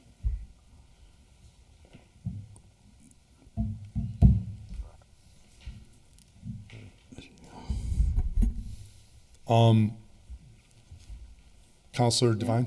I'm going to say that this is a motion to pass a second reading, even though it's not quite a finance committee, what's the word I want? Final report, because this is already in ordinance, but we were, at our request, we had the chief and the crime analyst come in and speak to us, 'cause with several of us in finance. We figured that was the easiest way to get a lot of these questions out, and we had a good meeting with both of them. And one thing that... If I may, just yes, before you please. give the committee report, we do have one technical problem, and that is only 2 of the 5 counselors have signed the committee report, so we don't have a majority committee report at this Can I time. ask what two? You and Counselor Sullivan approved it. Is there a reason why the other 3 haven't signed it? Well, Counselor one's Davis not is here and the other 2 voted no. Okay, well, I was going to mention that. So right now, we only have 2 out of 5 to approve the majority committee report, so technically this is supposed to stay in committee. Okay. The other thing I was going to bring to your attention was this is step 2 in a process, and Right. step 1 hasn't happened yet. Which is ordinance. Yes, ma'am. Okay. So they have to actually pass the ordinance that allows you to take a vote on this. Because if you recall, under current law, this is, just so we all understand what's going on here, this is a request to pass an exemption for beyond, to pay the crime analyst beyond 70,000 to pay her 78,000. But before you can pass the exemption, you have to pass an ordinance which allows you to have an exemption. It's sitting in ordinance. Under current law, there is no allowance for exemption. And under the ordinance, it would allow by a 2/3 vote to have an exemption. Then you would be able to vote on this. But that needs to pass first, and I'll recognize the chairman, Councilor Israel I Rivera. wasn't done yet. Well, And real Mr. quick. President, when Go you get ahead. a chance. Yeah, I got you next. Real I quick. wasn't done. No, but go ahead. Let her finish. Okay, I'm okay, sorry. go ahead. I'm sorry. Councilor Sorry. Devine, please. So I understand what you're saying. Okay. So do I get to read anything that was given to us on that night as far as what this crime analyst does? The only problem I would say right now is because we don't have a committee report now in front of us, so we really shouldn't be considering it at this time. Okay, so, but I'm going to say that it was a 3-2 vote Correct. with Counselor Sullivan, Devine, and Givner voting in favor, Counselor Yep. Jordan and Ocasio against. Yep. And I guess that's all I have to say on this. And thank you, and I appreciate. So I kind of wanted to ask to table it anyways, just because I know that you have to come back to ordinance and ask. I mean, for us to change the ordinance, the policy around it. Right, But I didn't want to go ahead and take your thunder, and I wanted to allow you to do your piece because it's still, that was going to be my question, right? Like if the policy is an ordinance, you guys can have the conversation in finance. I appreciate that. Save my time, right? And on our time on ordinance, but it would still have to come back to us Yeah. so that we can make that policy a reality and then have the rule go forward. So I wanted to say, entertain a motion to table it for Okay. now until we take it up in ordinance, but I didn't want to, I didn't want to step on nobody else's toes. If it's okay, I did have 2 counselors in the queue that wanted to speak. No, go ahead. Or I recognize your table motion, but I will, All right. I'm going there. Thank you. Counselor Vacan? Thank you, Mr. President. I wanted to offer a motion that this order be referred back to ordinance, because if we recall, it came out of ordinance, it was tabled in city council, and then sent to finance. So right now, ordinance doesn't have an order unless we send this back to ordinance. Thank you. Counselor Okay. Jordan? I was going to do the exact same thing. The only reason we had it in finance, because we thought we'd have more time than the ordinance committee, because they're much busier. that Okay. We could get some of these answered. So if we want to just say it was. Well, what we could do, if there's a unanimity of with- thought on fine. that, is perhaps we could make a motion, since this is now not in front of us yet, what we could do is make a motion to the council remove it from committee and send it to ordinance. Fine. If that sounds like what folks want to do, but I do want to recognize Counselor McGrath Smith. She had her hand up first. Sure. One of my questions was that in ordinance, this was given a positive recommendation for adoption and sent to council where it died. So if that's the case, the rough part, honestly, in this conversation is that ordinance has already had this conversation and has processed it, had the language in front of us for the change, and it recommended it be adopted by this body. So sure, we could send it back to ordinance to talk about it again and do everything again. It's already been done. We could keep it in this body. We could just table it here. We already have the forms. We've already had the conversation. What I would recommend is that it's totally up to the chairman and the ordinance committee how much more discussion you want to have, or no more discussion. But I would recommend you put it on the agenda and just vote it out, if that's all you want to do, and send it up to the next council meeting. You could do that. Counselor Anderson Burgos? Just a procedural question. So you're saying one of the city councilors is not here. So I'm wondering, could we even act on it? We can. As an we move it agenda around? item, no, but what's being suggested is we actually make a motion to remove it from the committee, which 2/3 of the council can do, and send it over to ordinance. Without the docket being signed, or without Right. the. Okay. Yeah, because that's just pulling you can pull any item out of one committee and send it to another. All right, okay, thank you. Yeah. Councilor McGrath Smith. Aren't we also allowed to just vote to suspend the rules, to remove it from committee, to just take it tonight in this full body, even if it doesn't have the committee report? Yeah, you could do that too, to take it out of committee and table it here. But I think to keep the two items together, I think is the thought. And that ordinance it isn't going to do anything until ordinance votes that other one out. So I say just, my recommendation would be have your ordinance meeting, send them back as a package, and then whatever the council does, it does. If that makes sense. I'm just struggling to understand the rationale behind why we are required to do it again when ordinance has already done that work. Because and voted it the full out to council full body. referred it back to ordinance. And so now ordinance has to Just put it on agenda. get us the legal form or maybe amend it, or who knows, whatever little or a lot you want to do with it at that committee, and then send it back and we'll vote on it like we do everything else. Yes. Councilor Graney. Let's just do it. Councilor Rivera. So I hear Councilor McGrath Smith's argument, and I also hear yours, Councilor Jordan. I'm kind of leaning a little bit more towards Councilor McGrath Smith, only because of a time crunch, right? We've been dealing with this for quite some time. We're trying to deal with this already and get through it, whether the person gets the raise or doesn't. I think we're kind of like holding them hostage too as well, because they have a decision to make of whether or not they still want to work with us at a lower rate, if that's going to be the case, right? So I have an ordinance meeting tomorrow, and I don't think I have enough notice to be able to put it on that meeting for tomorrow. So it would be another 2 weeks before I get to meet with them, and we'd have a whole other full council meeting before I get to put this on an agenda. So I'm leaning towards just tabling it for now, right, and leaving it here where it's at. Well, it's not here. It's in finance. It's in finance. Okay. Yeah. You're right. Got you. All right. That makes sense then. Yeah, okay. So I would say we're either moving it from finance over to ordinance, or it's sitting in finance. Can I make a motion to suspend the rules to remove it from committee and bring it to this full body here? If 2/3 are going to vote to do that.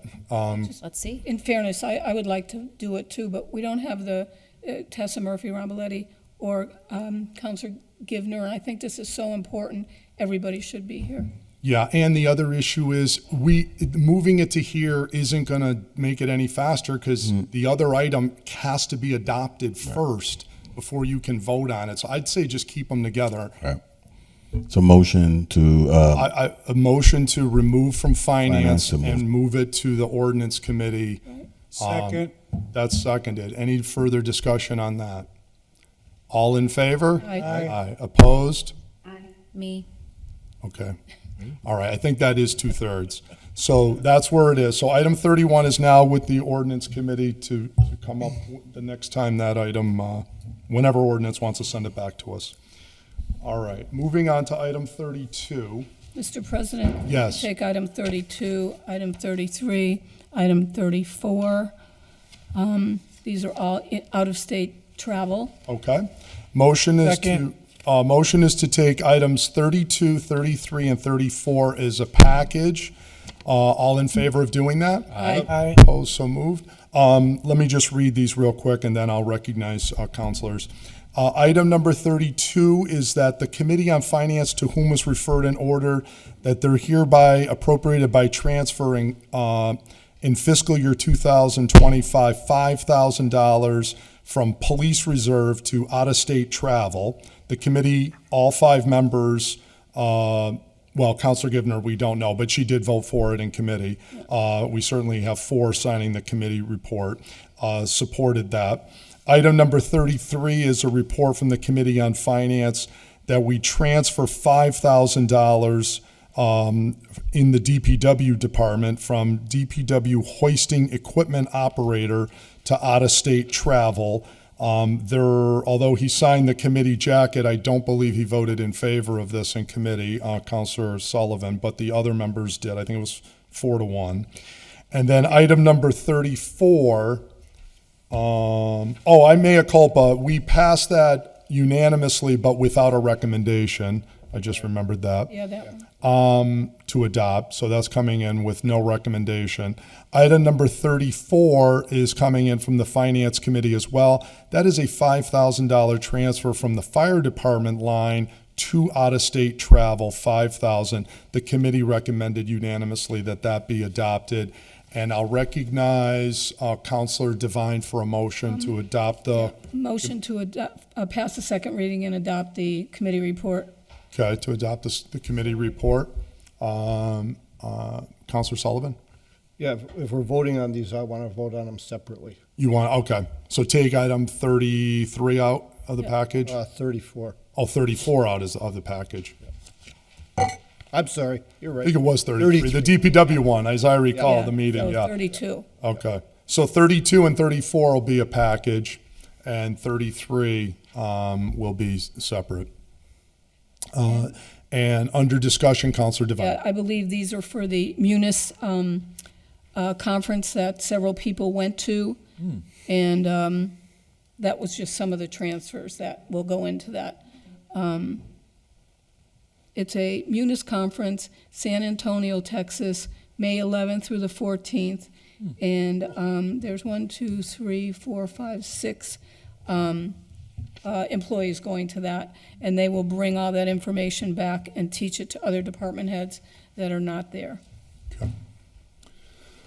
All right. Any other discussion on items 32 and 34? Okay.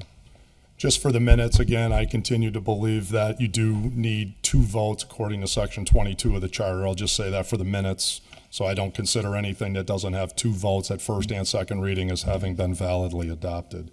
But we'll just continue on because the real council president has another opinion, I guess, of that.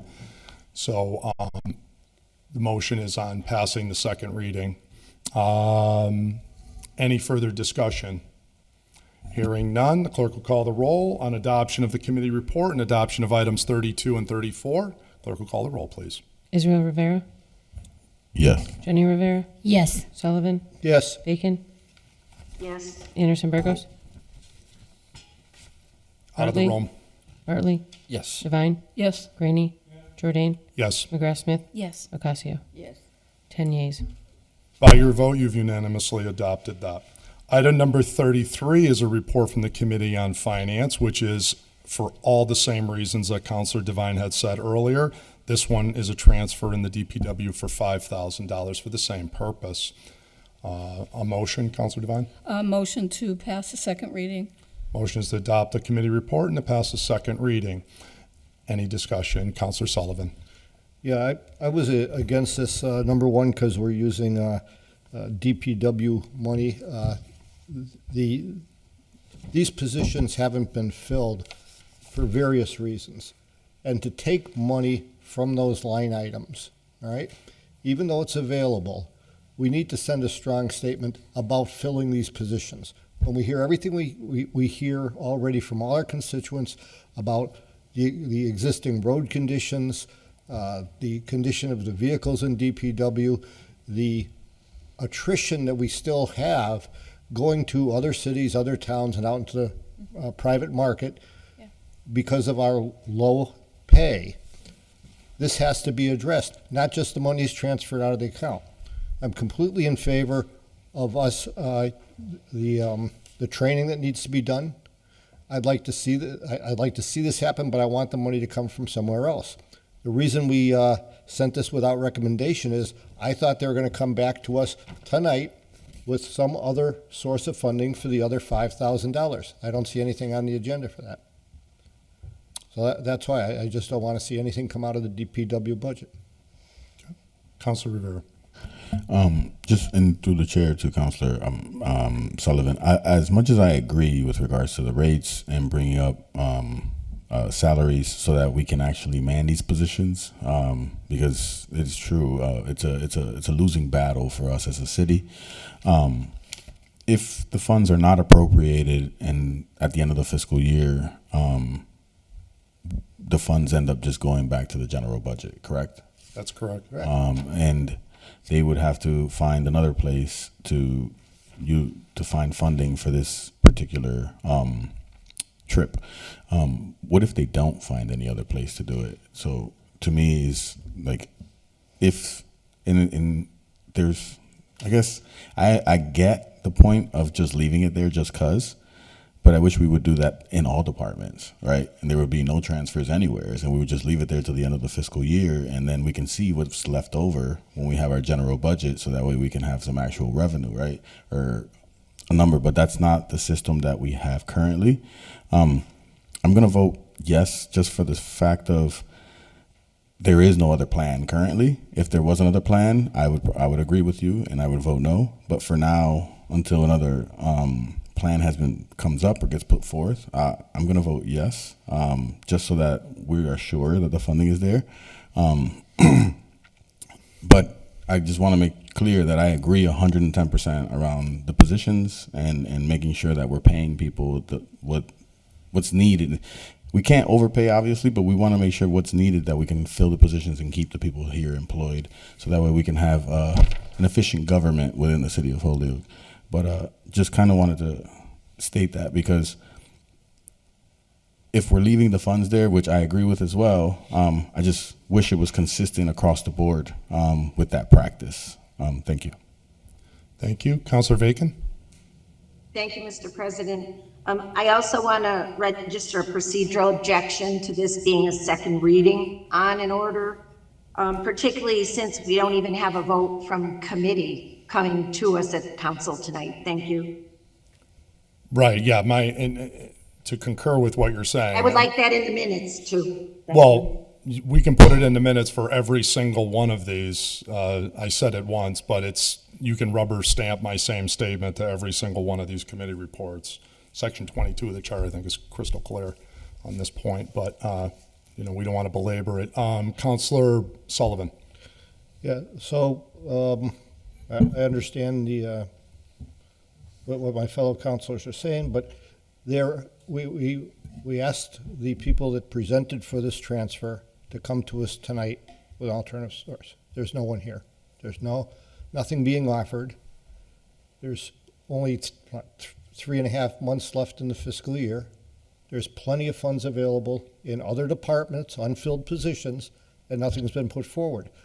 This convention that they want to go to is for Munis is not until May. So I still think we should send a strong message of our support for the DPW. Councilor Bartley. Yeah, I'm going to agree with Councilor for due diligence on this. And not only am I going to agree with them, I'm going to vote no. So I'm going to vote with them. I'm going to do both things. I'm not going to say I support you and vote the other way. I'm going to say I support you, and then I'm going to vote with you. And then and then one more thing, just a point of order for the chair. I misheard the motion, so where we are on first and second reading. So if the chair could give a ruling on where we are, I would appreciate it. I'm sorry for mishearing it earlier. You know the chair's already well-vented opinion about the whole first reading, second reading, and how we adopt. Yeah, I don't need to hear that, Kevin. I just don't know where we are. But the motion on the floor is to adopt the committee report and to pass the second reading. Is that an So order? the motion on the floor is on adoption of second reading. So is that an order? No, I don't think so, Well, but I'm of the opinion that I'm being nice, that I'm the president pro tempore, and the full-time president has a different opinion, and we're discussing that over in committee. Kevin, personally would appreciate we did it the old way until we actually have a real meeting and discuss doing any rule changes. But fair enough. I'm letting that go for the evening because, Gotcha. it is what it is. I think we've all stated our opinions on the matter. And I've already had the discussion on what those are for. Yes, you already have. Yep. Yep. This is for the Munis conference and all that good stuff. Yep, same thing. Any other thoughts, Councilor Israel Rivera? Just real quick, just for informational piece. Yes, they have until May, but the discount and the early bird special is now. It goes up significantly if we wait till May. Just FYI, and I think it's interesting to hear someone speak in the third person, which is pretty cool. The chair, right? Just saying. To speak in the third person, right? Then I think in democracy, right, you can agree to disagree. As much as people want to point it out and try to make it a topic of conversation or something that's clickbait, or maybe news bait for some. Holyoke Sun, right? For example, this is democracy. You can agree to disagree, even if you're not on the same page. I just wanted to put that out there. Thank you. No, that's absolutely true. Anybody else would like to be heard on this? Okay, very good. So I think we understand where we're at. The committee report, the motion is on adoption of item number 33, which is this transfer. This is on adoption of the second reading. And there we have it. The clerk will call the roll. A yes vote is to approve the committee report and to adopt the $5,000 transfer in the DPW. A no vote is to deny it. Israel Rivera? Yes. Jenny Rivera? Yes. Sullivan? No. Bacon? No. Anderson Burgos? Yes. Bartley? No. Devine? Yes. Graney? Jordan? Yes. McGrath Smith? Yes. Ocasio? No. 6 yeas, 5 nays. By your vote, you've denied the transfer. All right. Item number 35 is a committee report from the Committee on Finance, to whom is referred an order that $11,235 from personnel assistant to professional services personnel department, that there be a transfer. The committee recommended adoption of this item by all members of the committee. Motion to pass the second reading, or in Mo- your Yep. opinion, the first reading, so whichever. Yep, we'll call it the second reading. Yep. If that's your motion. Yes. So an adoption of the second reading, and then adopt the committee report and pass its second reading. Right. And please kindly tell us what this is for, please. Okay, this was from the personnel assistant to professional services, and I believe this is to hire, if you can correct me, to hire somebody with Munis experience to be teaching the department heads and that, correct? That's right. And you may want to consider having 20, 35, 36, And- 37 as a Yes. package, because they're all for the same thing. Do you Yes. want to do that? Yes, please. Okay. Motion is to suspend the rules and take 35, 36, and 37 as a package. Yes. Is there a second? Yes, second. I second All in it. favor? Okay, so moved. And just so let me read the other two. There's a transfer request of $25,000 for Assistant Chief Procurement Officer, thank you, to transfer $25,000 also to professional services, and that was recommended by all the members of the committee. And then the 37 is to transfer $20,000 in the order of $11,000 from administrative assistant and $9,000 from payroll specialist to professional services, $20,000. This is a transfer within the treasurer's department, also recommended for approval from all members of the committee. And just to remind members, as the chairman eloquently put, this is to provide the Munis consulting services. I believe it's just about 53,000 in the aggregate. This is to bring them in to do the training, to do the work on the computers, and to do the other implementations that we need for Munis. Madam Chair, Yeah, any and additional things you would like to It was say? a great discussion, lots of questions were asked, and one of the questions I asked, because we've been through this several times, as Councilor Jordan will know in the past, that some departments refused to do it in the past. They weren't going to do Munis, and that is not going to happen this time. Every department head has agreed, and the mayor has also said that each department will be learning Munis and take care of it.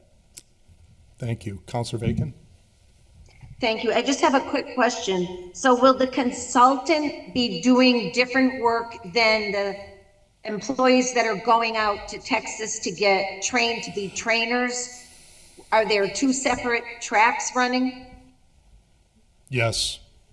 Okay, thank one you. is, yep. Counselor Bartley? Yeah, I'm sorry, I guess I need another point of order again. So, when was the first reading on this? The argument, as you've heard from prior meetings, is that when the item comes in on the agenda for the first time, there's been a suggestion by some that it only need appear on the agenda, that there's not an actual requirement for a vote on first reading, and that you only need just a vote on the second reading. Okay, and this, just so if I may? Yeah, Counselor Bartley? So this is not been vetted by this body, and this body's been tasked to make a determination upon this. My reading of the cases, I completely disagree with the final result determined by the law department relative to this. So I can't, I mean, my whole time here, and I think many other counselors, I think your whole time here too, no matter how long you've been here, we've always had a first reading and then a second reading. And our first reading, and then we second reading, then we take a vote on it. I mean, that's pretty much standard. And now we're saying just throw it all out because we have a law department opinion that wants to upset the apple cart, and we have not had a chance to have any feedback with the law department. Consequently, Mr. President, I don't think that motion's in order. Now, I'm not challenging the chair at all, but I don't think it's in order, and because of that, I can't vote for any of this. Okay. I think the understanding is soon we're going to have in April a meeting on this topic. I think it's agreed by all sides that we're going to have a thoughtful conversation, maybe in early April, in Charter and Rules on this and some other topics. So I'll be waiting with, obviously bated breath for that conversation, and then we'll all get into it. Yes, Councilor Devine. Yeah, I was just going to say, I believe at our last meeting, President Murphy Ramboletti made her ruling that if she read it once, that was the first reading, and then if somebody else read it for the second reading. But you're right, we are going to take this up again in Charter and Rules. Yep. And hopefully finalize it one way or the other. Yeah, because the argument on the other side is the long-held view of the council is that Section 22 of the Charter requires two votes, a vote to pass the first reading, a vote to pass the second reading. And it's that first vote issue that's being, I think we're taking a vote on the second reading, so I don't think that's in dispute. But the first one, that's the issue. So I'm sure we'll get into it in Charter and Rules, and we'll hopefully figure it out together. So for this evening, I think we're just respectfully noting the ongoing difference of opinion. But the motion on the floor is to adopt the committee report, pass 35, 36, 37, and to pass the second reading. Any other discussion on this item? Hearing none, the clerk will call the roll. A yes vote is in favor of adoption of the committee reports, and no vote is to deny it. Mr. Rivera? Yes. Jenny Rivera? Yes. Sullivan? Yes. Bacon? Yes. Anderson Burgos? Yes. Bartley? No. Devine? Yes. Graney? Yes. Jordan? Yes. McGrath Smith? Yes. Ocasio? Yes. 10 yeas, 1 nay. By your vote, you've approved those transfers. Item number 38 is a report from the Committee on Finance, to whom was referred an order that in accordance with Massachusetts General Law, Chapter 44, Section 53A, the City Council hereby accepts the provisions of the Byrne State Crisis Intervention Program, $84,458.79 no match grant, and authorizes the establishment of a fund or other method appropriate for the accounting of the receipts and expenditures of all resources associated with the administration of said grant.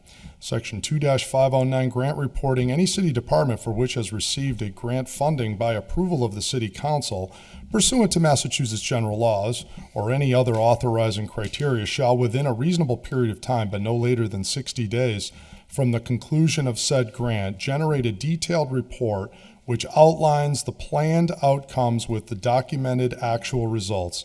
Said report shall be submitted to the city clerk for addition to the City Council's next agenda. The committee report, having considered the same, recommended that it be adopted, and it was approved by all the members of the Finance Committee.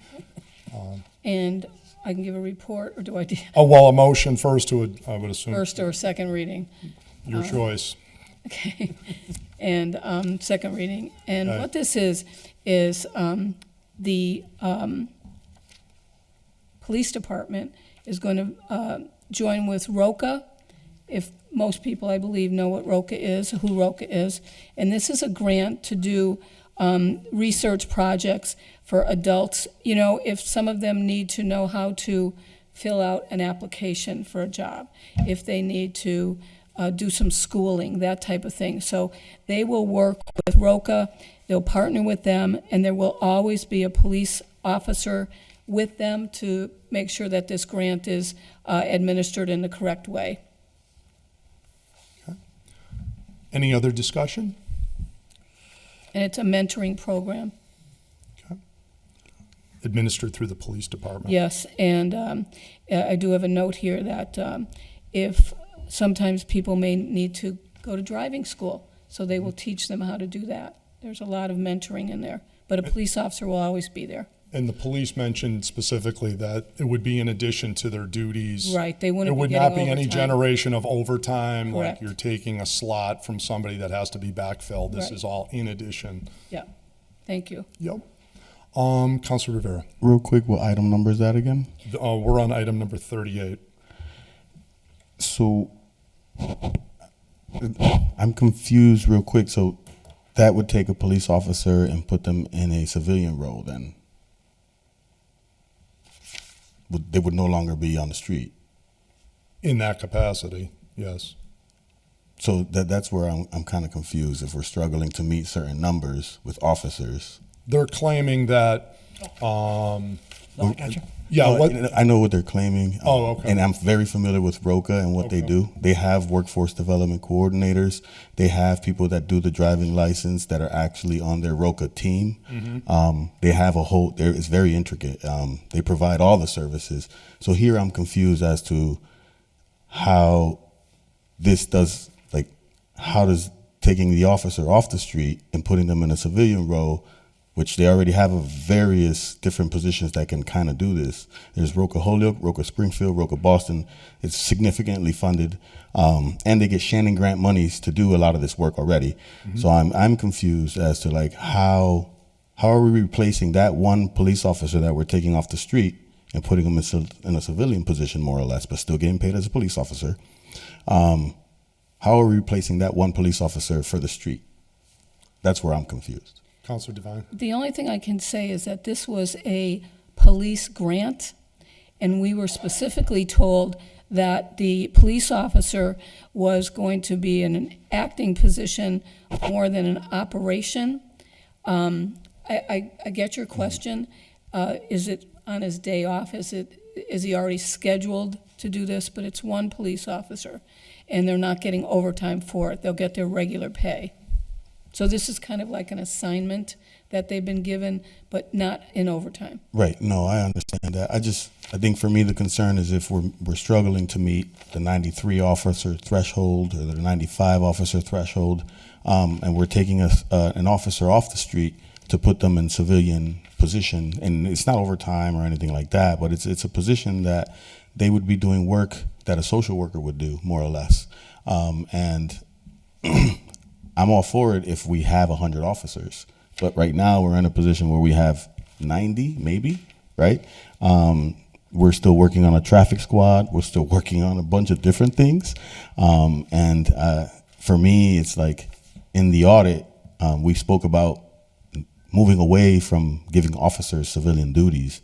Here it sounds like, and it's a grant, so it's technically not coming out of our pocket, even though it doesn't come back into the general revenue at the end of the season, so it does come out of our pocket. I'm trying to figure out how we're going to replace that one officer. So for me, I'll vote no just specifically for that. Hopefully, it'll still pass because everyone's going to vote yes anyways because it's police. But I think for me, ultimately, it would be important for them to come in and report on how they're going to replace that one position that they're taking off the street to then put in plain clothes in a sense. Mm-hmm. Just to be, the point was that Sergeant Zerhide stated that outside, they're doing their normal shift. This is in addition. They're going to be working additional hours, so there isn't taking someone off the line, just so you're aware of that of that point that was made in committee. Counselor Anderson Burgos? That's what I wanted to make sure. So they'll still work Their full shift. their full shift. That's right. This is basically. They're working extra hours, but not at overtime. Right, so then I wouldn't have an issue. And the only reason I would have had an issue if it was the other way, the way he's. I would still have an issue. I'm sorry. I would go ahead. I am so sorry. No, are you? Counselor Anderson Burgos, go ahead. I'll be quick. So the only concern I had, if Counselor Rivera was stating that this is how they're going to get paid, all the benefits, like if they get injured, health insurance, all that. So with the city, we got to pay that. We would have to pay that. But what I believe the Stepman president is saying is that he or she will get paid and work their regular shift on the Holyoke Police Department, but this is something second. This is like a second job, right? I just want to make sure that that's clear because I'm okay with that. I'm just not okay with the grant paying this position, then being removed off the streets, and then us paying for all those other benefits and pluses. That was the point the police made to us. Okay, Counselor thank you. Devine. And just to go through my notes again, they're going to partner with ROCA and the grants for research officer, and it's only going to be for 14 young adults, and one officer will meet with them once a week, not every day, once a week, mentoring their progress from driving school, getting a job, going to Holyoke Community College, through ROCA, interacting with more professional active. But the police officer is only going to meet once a week to go over everything with them and see how they're doing. And it's a grant for $84,000. So, Counselor Rivera. So just to get back to my question, my thing is, even if it's one day that they're not on duty, for me, it's still an issue, right? And then the second piece is injured on duty is one of the major problems we have in the city. And if we're asking them to work more hours on top of the overtime that they already work, where are we considering the attrition with regards to the people that we're working within our departments, right? It's no wonder we have a significant number of people injured on duty if we're thinking that they can do 2 or 3 different jobs within the 1 or 2 shifts that they're doing. It still is removing an officer. If it's the one day, it's still removing the officer from the duties that they would normally doing, and it's hard for me to understand where that benefits the city in the long term with regards to our policing piece. But at the end of the day, I get it. If there's a grant opportunity and we're just going to jump at it, we can do that.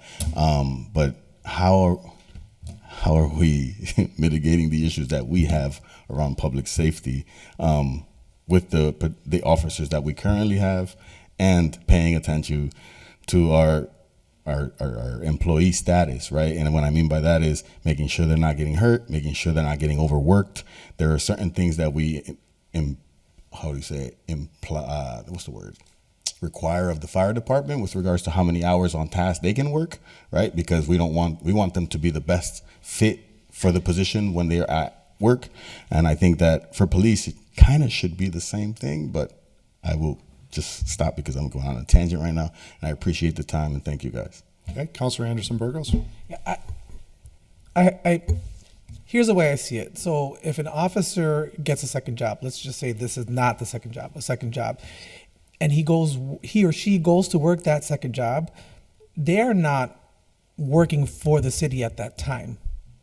So they would be responsible. If they get hurt on the job of their second job, it is not the responsibility of the city to pay for that injury or to cover that injury. I'm going to ask the president, just in case, if you would know that answer. That's one. The only thing I will say with that, I think I know where you're going, is if they say they're doing some activity with these kids and they got injured, they probably would say, yeah, they're injured in the line of duty and they're disabled. And because we've actually had that happen before. Yeah, we've had people on grants that have gotten injured and it was an injured on duty situation. One in particular comes to mind some number of years ago. I think it was And so then my second Because they're still getting, they're city employees when they're operating under Yeah. a city grant. Yeah. So, So my second question, I guess, is $84,000. Actually, 84.5. Like, that's a lot of money. So that's for one officer. What's the extension? So this grant fulfills what, 1, 2, 3, 4 years? Because I can't imagine an officer just working 1 day or even 2 days out of the whole year, right, for a full year. Is this the amount that this officer is going to make? Because I'd quit my job right now. I'm just kidding. But do you see what I'm saying? That's a lot of money. I'm trying to figure out, I'm trying, the math ain't mathing. okay. Counselor Devine? Okay, maybe I'm not explaining it correctly. The grant's for almost $85,000. 14 young adults will be involved in this grant. They will be the ones that are getting paid. An officer will be assigned to ROCA from the police department 1 day a week to go over things such as how you're doing, how many driving schools have you done, how many have you applied for jobs, so that they know that that grant is being used for the proper way to do it. And I apologize if it wasn't clear, but it's for 14 young kids under the ROCA program, and they need a police officer. 1 day a week will be assigned to them from the police chief, just to make sure everything's good. Then they go back to their job. It's not a second job at all. They're just assigned to it. 1 day a week. Okay, any other, Counselor Graney? Yeah, if we got a program out there that's gonna help 14 young kids, let's do it, huh? So just to clarify real quick on the Okay, program. motion to suspend the rules to allow Counselor Revere to speak for the third time. Yes, please, because I've heard you 5 times sometimes. Thank you. No, I was gonna vote I'm for it until you gave me a shot. No, I'm not even trying to do shots. I'm just saying. All right, all right. All in That's not the favor of game I'm allowing playing. Counselor Rivera to I appreciate speak for the that. third time? Aye. Thank you. And my apologies. Counselor Rivera, you're my apologies if it came off as a shot. I No didn't problem, mean no it that way. Just, I know ROCA very well. Participants already get paid. They already get paid. They get paid a significant amount of money for being already enrolled in the program, for attending all their phases. This is a benefit to the 14 youth. I used to work for for the Holyoke Safe, no, not Holyoke Safe, Holyoke Safe and Successful Youth Initiative, which ROCA inherited our dollars, the grant money that was coming through the city. I totally understand a lot of the programming and where it's coming from. I'm just trying to understand the position that we are technically kind of losing, in a sense, with regards to the officer and how that's going to be replaced. If it is that one guy or that one officer is being assigned somewhere else, then who's replacing that position to cover for that position? Because when you look at the budget and when you look at positions, it's black and white. There is no gray areas. So black and white is this person is supposed to work, this person is supposed to work these hours. If you adjust their hours and you move them to somewhere else, who's going to fill into that black and white position to fill in those spots? I think that's the spot for me that I'm trying to understand. Everyone can vote on it. We can table it. Whichever people decide to do, that's up to them. I don't care. I just have to voice where I'm coming from with regards to this. Just trying to understand the grants and how we're maneuvering and doing things. Thank you. Okay, motion to suspend the rules to allow Counselor Anderson Burgos to speak Mark for a this on your third calendar. time. This is the first ever. Okay. Hold on, all in favor? Aye. Aye. Opposed, so moved. Go ahead, Counselor Anderson Burgos. Thank you, colleagues. So my question, and final question, I promise, I'm going to put this to rest. So can someone answer how many officers we have on staff? Isn't it 80?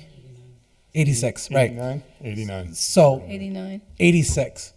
And there are what, 24 hours a day? So I don't think it's a big deal. Outside of the fact if they get injured, I might have a little bit of questions there, but they're not getting, this money is to help 14 individuals.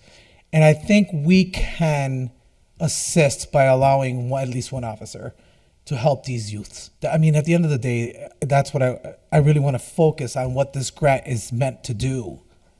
It's to help those youth. That's it, plain and simple. I don't want to go back and forth with money, because I think everything has been sorted out in my head at least. let's just help these 14 youth. This is one officer, and I'd like to say that this grant is going to make a positive impact as opposed to the negative. Thank you. Thank you. Any other discussion? Can I speak for more than 3 seconds? Motion to suspend the rules to allow Counselor Devine to speak for a third time. Okay. All in favor?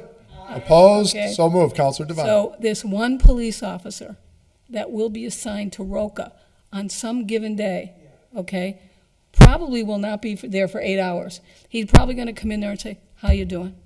How many kids did you get to go to driving school today? How many kids? And then he's going to go back to his job. It's kind of that simple. So thank you for allowing me to speak Sure. again. Anybody else? All right. Okay, so the motion on floor is to adopt the committee report and to pass the second reading on approval of this grant. Just to refresh your memory, this is the Burns State Crisis Intervention Program Grant, $84,458.79, no match for the police department. The clerk will call the roll. A yes vote is in favor of adopting the committee report and accepting the grant. A no vote is to deny the committee report and to not accept the grant. Clerk will call the roll, please. Israel Rivera, No. Jenny Rivera, Yes. Sullivan, Yes. Bacon, Yes. Anderson Burgos, Yes. Bartley, Yes. Devine, Yes. Graney, Yes. Jordan, Yes. McGrath Smith, Yes. Ocasio. Yes. 10 yeas, 1 nay. By your vote, you have approved the grant for the Finance Committee and the Police Department. Item number 39 is a committee report from the Committee on Finance, to whom was referred an order that $25,000 be transferred from the Capital Stabilization Fund to the Hoyoke Police Department Capital Outlay Building Improvements Fund, $25,000. It was recommended for approval by unanimously by the Finance Committee. Motion to pass the second reading. Motion is to accept the committee report and to pass the second reading. Under discussion, This was, Counselor Devine. Matt Peterson was in, and this is to finally make the police department handicap accessible. Those doors, if you've ever been in there, are extremely heavy, and so one door is going to be able to open from the outside, and then the one within will be able to open through a push of the button, like a normal handicap door. So that's what that's for. So this is a good news thing. Okay, any other discussion? Counselor Bartley. Yeah, I agree, and I just think the additional good news is really that we have a capital stabilization budget. I would like to know what the balance is after we take this vote, please. If we don't have that answer now, just. Well, we will answer now because it's a fair question and we You're on believe point. have the answer. Just a moment. The remaining balance after we approve this will be $227,007.35. One more question. When was the last time we recapitalized that? Do we recall? What do you mean recapitalize? In other words, added more money to it, had another transfer. Transfer in? I use too fancy a phrase. My bad. We've made a number of transfers in. In fact, we did one when we did the sewer subsidy. We did we transferred in 927,778, and there's been accumulating interest. So, yeah, that would be the only transfer in the last since September of 2024. Thank you. Okay, any further discussion? Councilor Graney. Anything to help our disabled people, that's a positive for me, so obviously I'm going to vote yes. Yep. Thank you. Any other discussion? Hearing none. The clerk will call the roll. A yes vote is in favor of adoption of the committee report and passing the second reading on this capital stabilization transfer request to the Hoyoke Police Department Capital Outlay Building Improvements. Clerk will call the roll, please. Israel Rivera, Yes. Jenny Rivera, Yes. Sullivan, Yes. Bacon, Yes. Anderson Burgos. Yes. Bartley, Yes. Devine, Yes. Graney, Yes. Jordan, Yes. McGrath Smith, Yes. Ocasio. Yes. Unanimous vote. By your vote, you've approved that transfer from the Capital Stabilization Fund for that purpose. Item number 40 is a committee report from the Committee on Finance, to whom was referred an order that the City Council review CPA committee recommendations and approve the funding for FY25 CPA projects. The matter was considered in committee and it was unanimously approved by the Finance Committee. Under discussion, Counselor Devine. Okay, this is, we had Jay in. He was good enough to sit in the audience for quite some time, so that was nice of him to do that. And he went over all the different projects with the CPA, and I believe, Meg, you came in after, or you were on Zoom after, so you may be able to speak a little bit on that. No? Sure. Yes? Sure, if she would like. I believe In our package, I can, just for the listening audience at home. There were 6. That's right, yep. The 6 of them are totaling $661,595. Item number 1 is to approve $100,000 to the One Holyoke CDC. This is to do improvements at the Flats Community Building located at 43 North Canal Street, $100,000. This is in the historic category. Item number 2 is requested by the school department, $50,000 for improvements at Lawrence School. And this also is in the historic category. Item number 3 is a request from One Holyoke CDC for $50,000. This is to construct a tiny home on East Dwight Street, and this is in the housing category. Item number 4 is requested by the YMCA, and it's an amount of $130,000 to install the Holyoke pickleball courts. And this is in the category classified as open space and recreation. Item number 5 is requested by the Parks Department. It's $150,000 to do Glue-Tech playground improvements. This is to do a new playground in Ward 5. This is in the open space and recreation category. And then lastly, item 6 is $165,000 requested by City Hall to do the stained glass windows, continue with that project. That is in the historic category. And Councilor McGrath-Smith, would you like to add anything? Or? I wanted to name that the committee did a lot of due diligence and was able to look at a number of different applications that came in. The housing projects this year were particularly complicated, and there were a number which we effectively said, we're going to ask you to maybe apply in future years or to come back to us at another time. One of the things that we figured out this year was around oversight. The committee doesn't have the capacity to have oversight over housing projects. So in the past, housing projects that came to us came with such significant state and federal resources that there were already really significant oversight bodies that were going to check in on them, make sure they were doing all the things they need to do with their compliance for affordable housing. It's different getting smaller projects because who's going to be doing the oversight for them? And Alicia Zoller was willing to work with us and was able to say that she was willing to provide oversight through her office for local projects moving forward, which I think is a good thing for us and something the committee is working through to figure out. The tiny home on East Dwight Street is the tiny home, and then there's a garden that they're going to build in between. It's 2 lots that one CDC controls. This is the lot in the middle. And they were looking for a way to sort of preserve the open space and sunlight for the 2 parcels that are right here. So in many cases, we went back and forth on tiny homes. You know, is this a fad? Is this something that's a really good use and an interesting way of tackling, you know, an issue? Does it underuse the lot? Right, was one of the questions that we talked about a lot.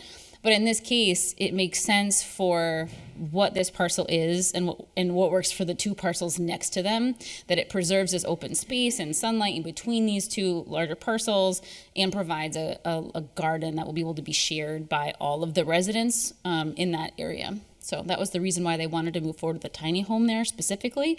And so it made sense for that particular lot. So I think the other projects are very standard. The only thing that I would name about Lawrence School is that we've never been asked to fund a schools project before. And I did want to name that so that the committee, you know, is being transparent with City Council about that. We've never seen schools projects come to us as an applicant. So that was a conversation we had even in the first meeting. Are we going to allow them to apply what does that mean in terms of like, then there's yet another kind of ask that we know is going to start coming regularly. And it is something that we're setting a precedent in doing by doing this. So you should be aware that you are doing that by voting yes on that project.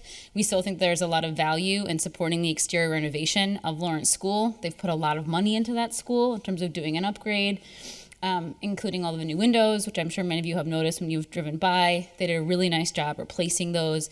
And this is for the brick exterior work on their chimney, and also rebuilding the retaining wall, which has been crumbling. Councilor Rivera. I only have one question, I think, on the Glutech Park project. I'm totally for new parks and all the other stuff and upgrading the parks. It's just that I'm concerned as to how many people actually visit and utilize the park at Glutech to invest a significant amount of money to update the playscape and the park.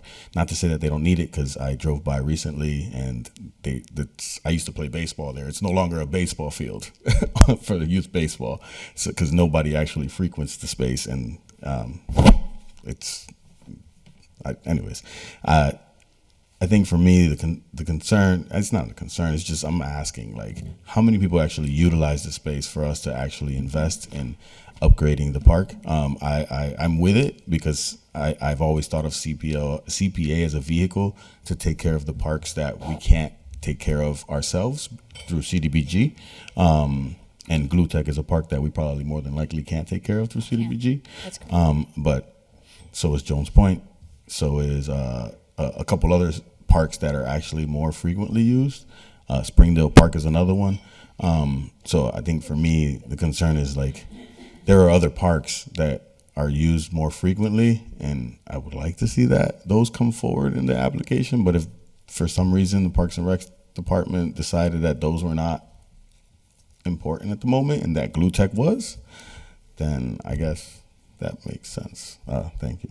Okay, Councilor Bacon. Thank you, Mr. President. I was going to note that I'm very happy to see the Glutech Park improvements be recommended by the committee, and I hope it will be supported tonight. I had a number of requests as there's more younger families moving into the area, and they would like to use the park. And I also think it's going to be a very good complement to the walking trail that all the students worked on up there on the property. And so I just think it will make it more attractive and more usable citywide as well as out in the ward. Thank you. Okay, Councilor Jenny Rivera. Thank you, Mr. President. I want to say that I'm really pleased the CPA approved the 2 projects in Ward 1. This funding will enhance the neighborhood center and create a new home, even though it's a little tiny home. I fully support both projects and the positive impact they'll have on our Flats community. I'm really happy my Ward 1 is moving forward. Very good. Any other discussion? Okay, hearing none. The clerk will call the roll. A yes vote is to adopt the committee report and to approve the CPA budget as recommended. Clerk will call the roll, please. A yes vote is to approve their budget, a no vote is to deny it. Israel Rivera, Yes. Jenny Rivera, Yes. Sullivan, Yes. Bacon, Yes. Anderson Burgos. Yes. Bartley. Yes. Divine. Yes. Graney. Yes. Jordan. Yes. McGrath Smith. Yes. Ocasio. Yes. Unanimous vote. By your unanimous vote, you have approved the CPA budget as recommended by their committee. Let's see here. Next up is item number 41. Item number 41 is a report from the Committee on Finance, who has referred an order to transfer $2,337.50 from substitute nurse and auto allowance within the Board of Health to the Board of Members salary line for Board of Health members. That same amount, $2,337.50. The Finance Committee considered the same and unanimously recommended it for approval. Counselor Devine? Yeah, motion to pass the second reading, and I'll tell you, Okay, motion has been made and seconded to receive the committee report and to pass the second reading. Under discussion, Counselor. yeah, the Board of Health director was here, I think it was the director, and apparently he noticed that Nicole, the chairman of the board, has never gotten paid for that position. So that's what the transfer is for, so she can get paid. Okay. Any other discussion? Mr. Chair? Mr. Graney. Is there any money left for the substitute nurse? And it seems to me that would be a critical position to have in case the regular nurse is disabled or not on duty. Councilor Devine. The only thing I can say is that normally you wouldn't do a transfer down to a level 0 in a line item, so I'm sure there's still money there, but it's also important that Nicole, who's the chair of the board, gets paid like she should have been paid, but I think we'd all know that that would have went to 0 if it would have went to 0, and it did not.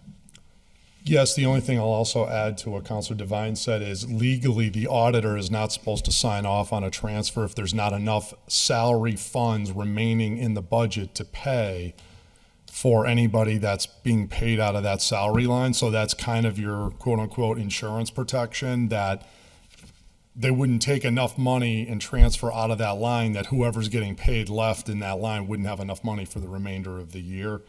Theoretically, we're not supposed to do those kind of transfers. So what they're basically saying is there is enough money in the line to make that withdrawal to fund this and still fund whatever they would have for substitute nurses remaining.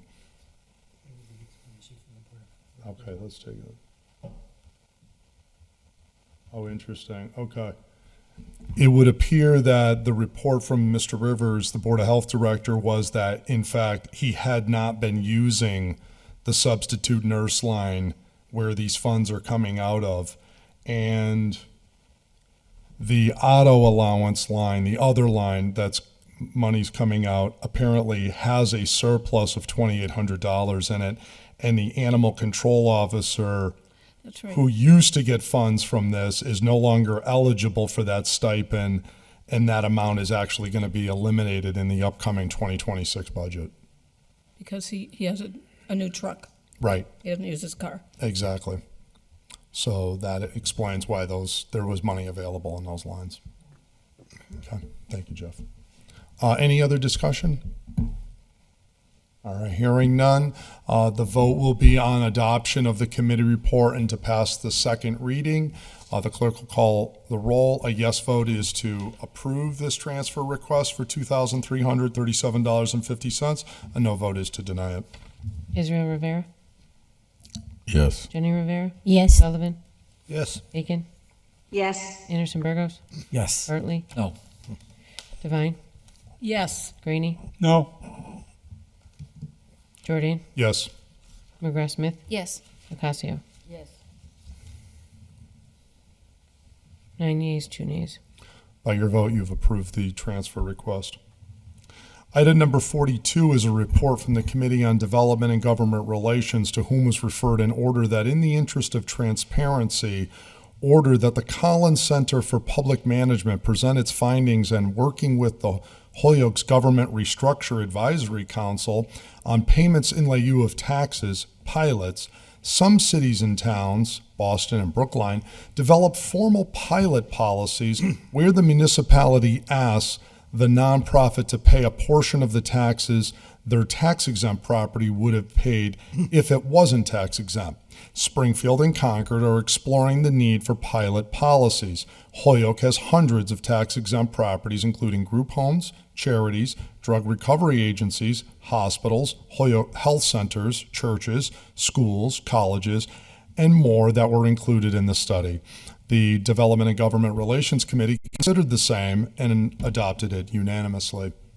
Who will be handling, is it Councilor Sullivan? You'll be handling the committee reports. You're the vice chair, I believe, right? Yeah, I'm the Okay. vice chair, so I get the, You've been get to run the drafted. ball here, I guess, but, So the motion is to receive and adopt the committee report? Second. Okay, and there's a second on the floor under discussion. Councilor Sullivan. yeah, the chair left me no notes at all to work with, so you're gonna get it right off the top of my head and from what I can recall. The pilot program and what the Collins Center did and what the mayor put together here, I think, is a fantastic start. I think everybody's received a copy of the draft.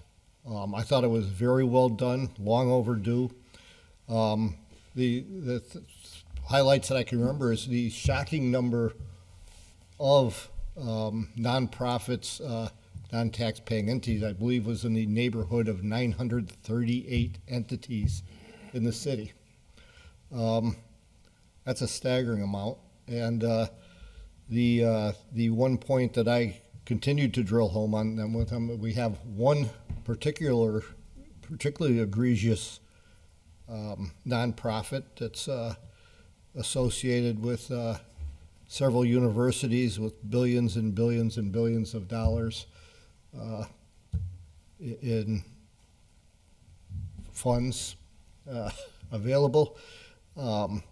Just that one entity alone would produce, at the formula they show, somewhere in the neighborhood of about $900,000.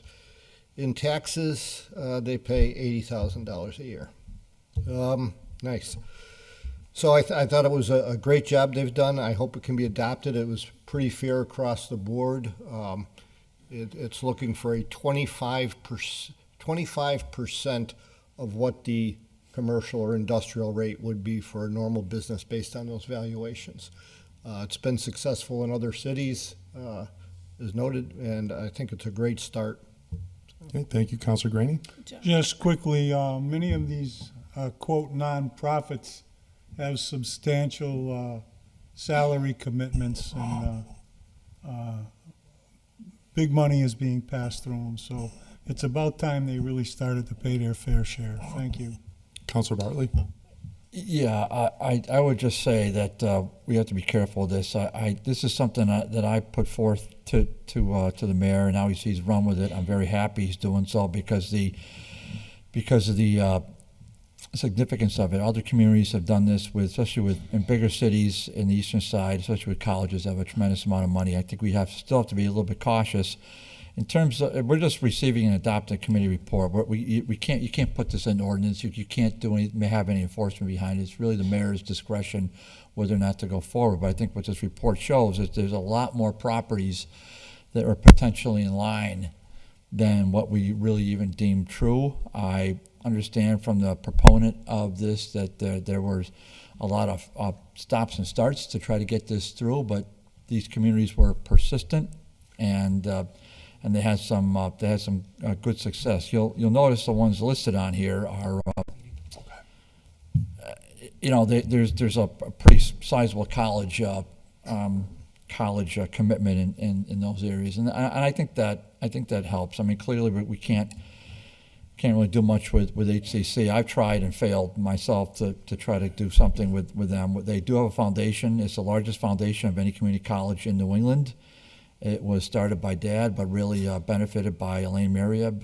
That name means nothing to anyone here, but this is a professor that started HCC, and she wrote the textbook on nursing, and it's used from coast to coast and in other countries.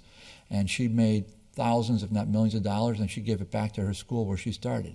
And consequently, there's a building named after her. So no one knows her name, but so there's people like that have given a lot of money to that foundation. And not that I would ever want to have them pay a pilot, but I would want them to recognize that they are in a community, and perhaps they can reach into the pockets and help. So if somebody would just set the lead and stop having to be forced by the executive, why does that always have to happen that way? Why can't we have a community leader step up? Well, we've had a pretty tough situation at the Chamber of Commerce for years. It just really has gone in a different direction now. Maybe it's going to reel back to promoting economic development. I don't know, but we certainly have potential leadership here in the city, and it's got to come from the business community and hopefully the higher ed community to sort of lead the way. Hey, this is what we can do, and we can help our municipality. The nonprofits that Councilor Graney just mentioned, perhaps we can be good neighbors. You saw what happened at 11 Yale Street. I don't know if they've ever paid a dime. At least in the reports we received, they have not. And yet they're under obligation of a pilot agreement. So they've ignored it. I don't know who enforces these things. I would imagine it's the law department. I don't see in our litigation update that they've asked them to to enforce, but maybe they forgot to include that, just like they forgot to include the matter of the land court. So that's always possible, but it's got to come from somewhere than just the mayor.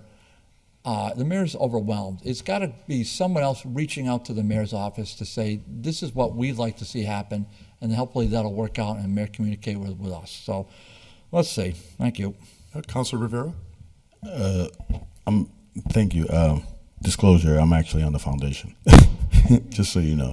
And I'll reach out to our director and see if they can follow an order to come in, see if they can write a report as to how they come out of pocket to support the city of Holyoke, just so that we have that. That makes sense. But I kind of wanted to point out, too, that I noticed at the meeting that of the nonprofits that are there, a very large percentage of them are actually religious entities. So it's also something to think about when we're thinking about if we're going to ever go through and approach this. How do we approach this in an equitable way where we're not only attacking a significant amount of religious entities, too, at the same time, that probably more than likely can't pay a pilot fee. So I think it's important to kind of, because the number was large with regards to religious entities too as well.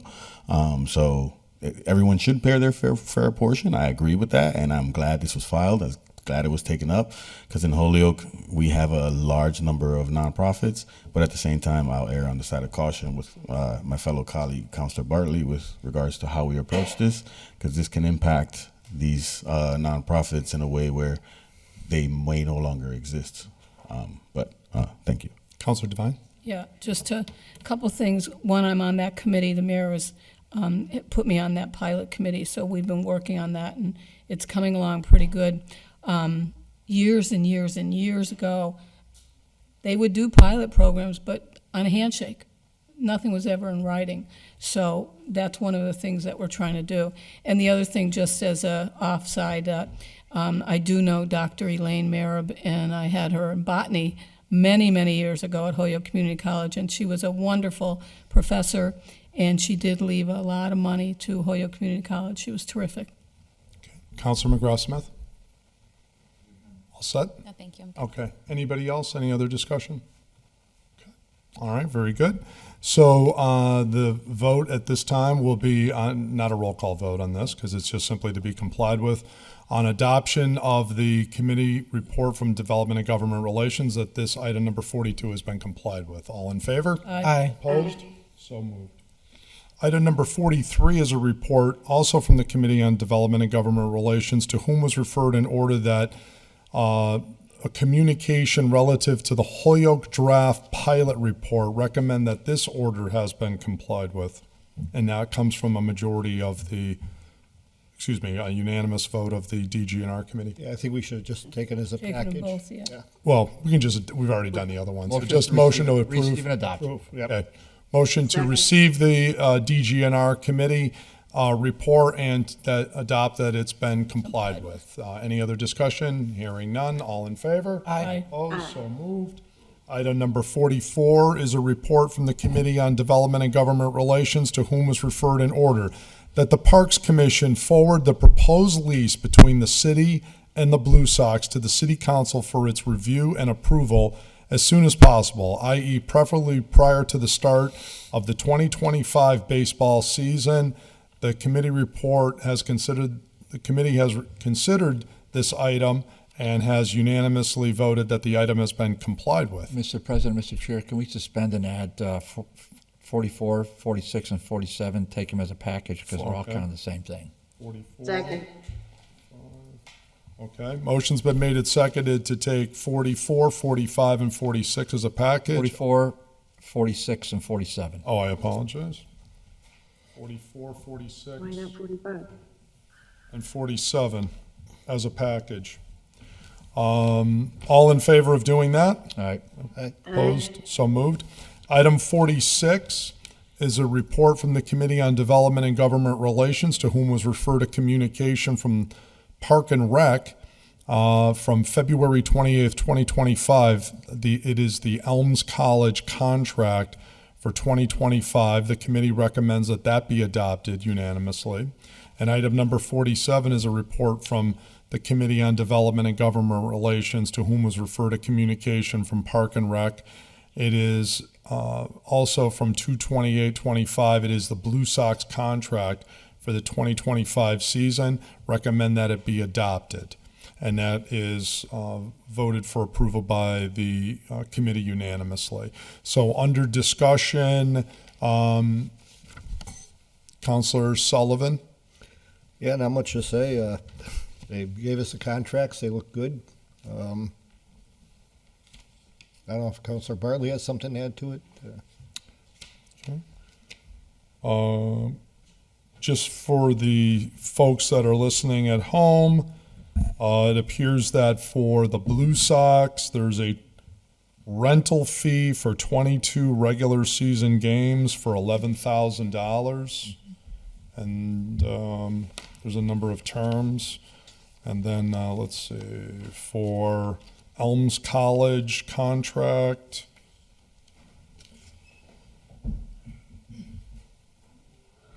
it appears it's a flat rate license for $4,000 for the premises during the spring 2025 season and $3,000 for the fall season for a total of $7,000. Councilor Bartley, did you want to be heard on this item? Sure. So the motion for 44 would be to receive and adopt. For motions for 46 and 47 would be to receive and approve. Mm-hmm. Second. Okay. Motion's been made and seconded to receive and approve item number 44 and motion to, receive and adopt item 44, and then items 46 and 47 be received and adopted. Yep. So this under 44. Councilor Bartley. So 44, great. We got the contracts. We thank the Parks Commission and the Park Superintendent. At 46, 47, as the chair pointed out, the 46 is a 10% increase from years past in terms of the financing. 47, I don't know, because I have no recollection of ever seeing an Elms College contract in my tenure, but it seems like that's a reasonable fee. And in terms of liability protection for the city, both contracts contemplate that, I think, to a fair extent. So they seem like they're fair deals for the city, and they seem to be a fair terms for the two vendors. And it's nice to always see that ballpark used, because it's and it's also very fair to Holyoke High, giving them preferences as well, and during their baseball season. So I thought they were pretty well written, and I certainly support them. Councilor Rivera? I would just like to ask for, and thank you for the 10% increase information piece there, but I would like to ask if there's a way that I can get copies of the contracts in the past for like the last 5 years of each one, so that I can look at it compared to what it is today. And then the other piece is, maybe it's a question for the Park Superintendent or the Parks and Recs Director, whichever one is actually managing this. I'm not particularly sure. I'm not sure if it's John or is it Tom, but ultimately I think, does Holyoke Youth Baseball still use that field for their junior league division for the older kids? Because I think that's something that's a travesty, that I got to play at the field before I actually got to high school. Not every kid gets to play high school baseball. So if Holyoke Youth Baseball is still using that field, that would be so great, but I think they may not be able to utilize it, and it's a travesty. I think I'm trying to point that out. But the main thing for me is trying to see if I can get copies of the contracts for like the last 4 years, so I can see what differences are compared to today. Because I only heard a 10% increase as a difference, but I would like to see some more details with regards to. Could you send an email? Yes, I'll reach out. Yeah. Thank you. Councilor McGrath-Smith? Thank you. Because it came up in previous conversations concerning the Forester, I wondered if we had resolved how much it cost for that position to man these games, and if it was more or less than the cost of providing this service and opportunity to this great organization, which I love. But I do wonder, and I would love a cost breakdown. How much does it cost for us to have these games happen here at Mackenzie Field, between electricity, between the contract it was named that they did these upgrades to the concessions and restrooms ahead of time, before the season started. Is it breaking even for us as a city, or is it just worthy to support the organization even though it doesn't? And that might be true anyway. But I'd like to know how much it costs us to man them through the Foresters additional work there, and if that matches this number. I know the electricity isn't cheap for night games, that's for sure. So, yeah, it's a fair question. I don't know if you want to file an order or send an email, or, because I don't know if DGNR asked that question to get you that answer for this evening, but it's a fair question. Yep, Councilor Bartley? All of that is contemplated in the contracts, so, respectfully, you got to read them. I'm not going to walk through all the provisions of it, and I don't think we need to do it here, because that's what we do in subcommittee and preparation for that. In terms of the other stuff, definitely want to file an order. I think those are all very worthy questions, and I certainly would be all ears to hear it. I think Mr. Tuig does a great job.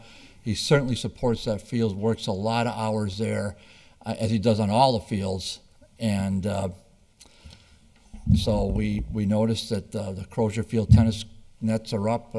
He's going to work on the surface in Jones Point tennis courts. I talk with John regularly, talked to him this morning about those very items. So I think that it's just a question of opening up the lines of communication, and you'll probably get the answers you need. But certainly feel free to file an order. Councilor Greening? Yeah, just to make a quick point that the entertainment provided to the youth of Hoyoke and the people of Hoyoke that the Blue Sox provide is a very worthy thing. Okay. And just to remind everybody that under our ordinances 2-336 subsection C, this vote will require a 2/3 vote of the city council to approve these licenses. Any other discussion? Hearing none, the vote is, as we've already voted, to suspend the rules to take 44, 46, and 47 as a package. It is to adopt item number 44 and to adopt and approve the licenses for 46 and 47. The clerk will call the roll. A yes vote is to approve and adopt those licenses and that committee report. A no vote is to deny all of them. Israel Rivera, Yes. Jenny Rivera, Yes. Sullivan, Yes. Bacon, Yes. Anderson Burgos, Out of the room. Bartley, Yes. Devine, Yes. Rainey, Yes. Jordan, Yes. McGrath Smith, Yes. Ocasio. Yes. 10 yeas, unanimous vote. By your vote, you've unanimously approved those. I want to bring it to the attention of the body that we're 4 minutes away from our 10 o'clock rule. Is there a motion? Motion to extend it since we had the Caledonians and everybody in the first place, so. You want to do maybe start off with 15 minutes or 15, 20 minutes? 20 minutes. Okay. fast. All right. So suspend the rules to go to 10:15? Second. Okay. Motion's been made and seconded to suspend our rules to extend the meeting to 10:15 this evening. Any discussion? Hearing none. All in favor? Aye. Opposed? So moved, unanimous. Okay, 10:15 is our new deadline. And we are now in the motions, orders, and resolutions section of the meeting. We're, first up is going to be item number 40. Oh, mea culpa. We still actually had item number 45. I apologize. 45 is a report from the Committee on Development and Government Relations, to whom was referred an order that the DGR Committee invite the Valley Blue Sox owner president, Matt Drury, and its new manager, Ende Morales, to a future meeting to preview the summer 2025 season. Matt is in his third season as an owner, and this will be Ende's first season as the Blue Sox's head coach. Ende wore number 40 when playing for the Blue Sox, and that number is retired. Recommend that the order has been complied with, and it was approved by the unanimously of the committee. And there's a motion to receive and adopt the committee report under discussion. Counselor Sullivan. Yep. We had in Matt Drury. He gave a great presentation. He had a video also, which is available for anybody to review and stuff. Andy Morales, who I think a lot of us know couldn't make it. He's coaching for one of the colleges right now. They're still in their season, so he couldn't be with us. One of the things that of note to me was, and I think we mentioned it here earlier tonight, they are still looking for host families for some of the players. Last year, only one host family was from Hoyoke. All the rest were from our surrounding communities. So, trying to get the word out on that and see if we can do a little more on that front. And aside from that, I was impressed the number of players that have gone on to play in the majors, the quality The national recognition, the support that it gets from Major League Baseball is all pretty impressive. The umpires are very impressive too, by the way. I also wanted to mention the umpires. Do you have the names of the umpires? Oh, there's some good ones. I know a few. Counselor Devine. Andy Morales, he's a Holyoke guy. Yeah, I thought so. And I'm not positive, but I think he might be Papo's, our janitor. Yep. His son or grandson or something, so there's a relationship. Oh, nice. Yeah, The baseball there is excellent. yep.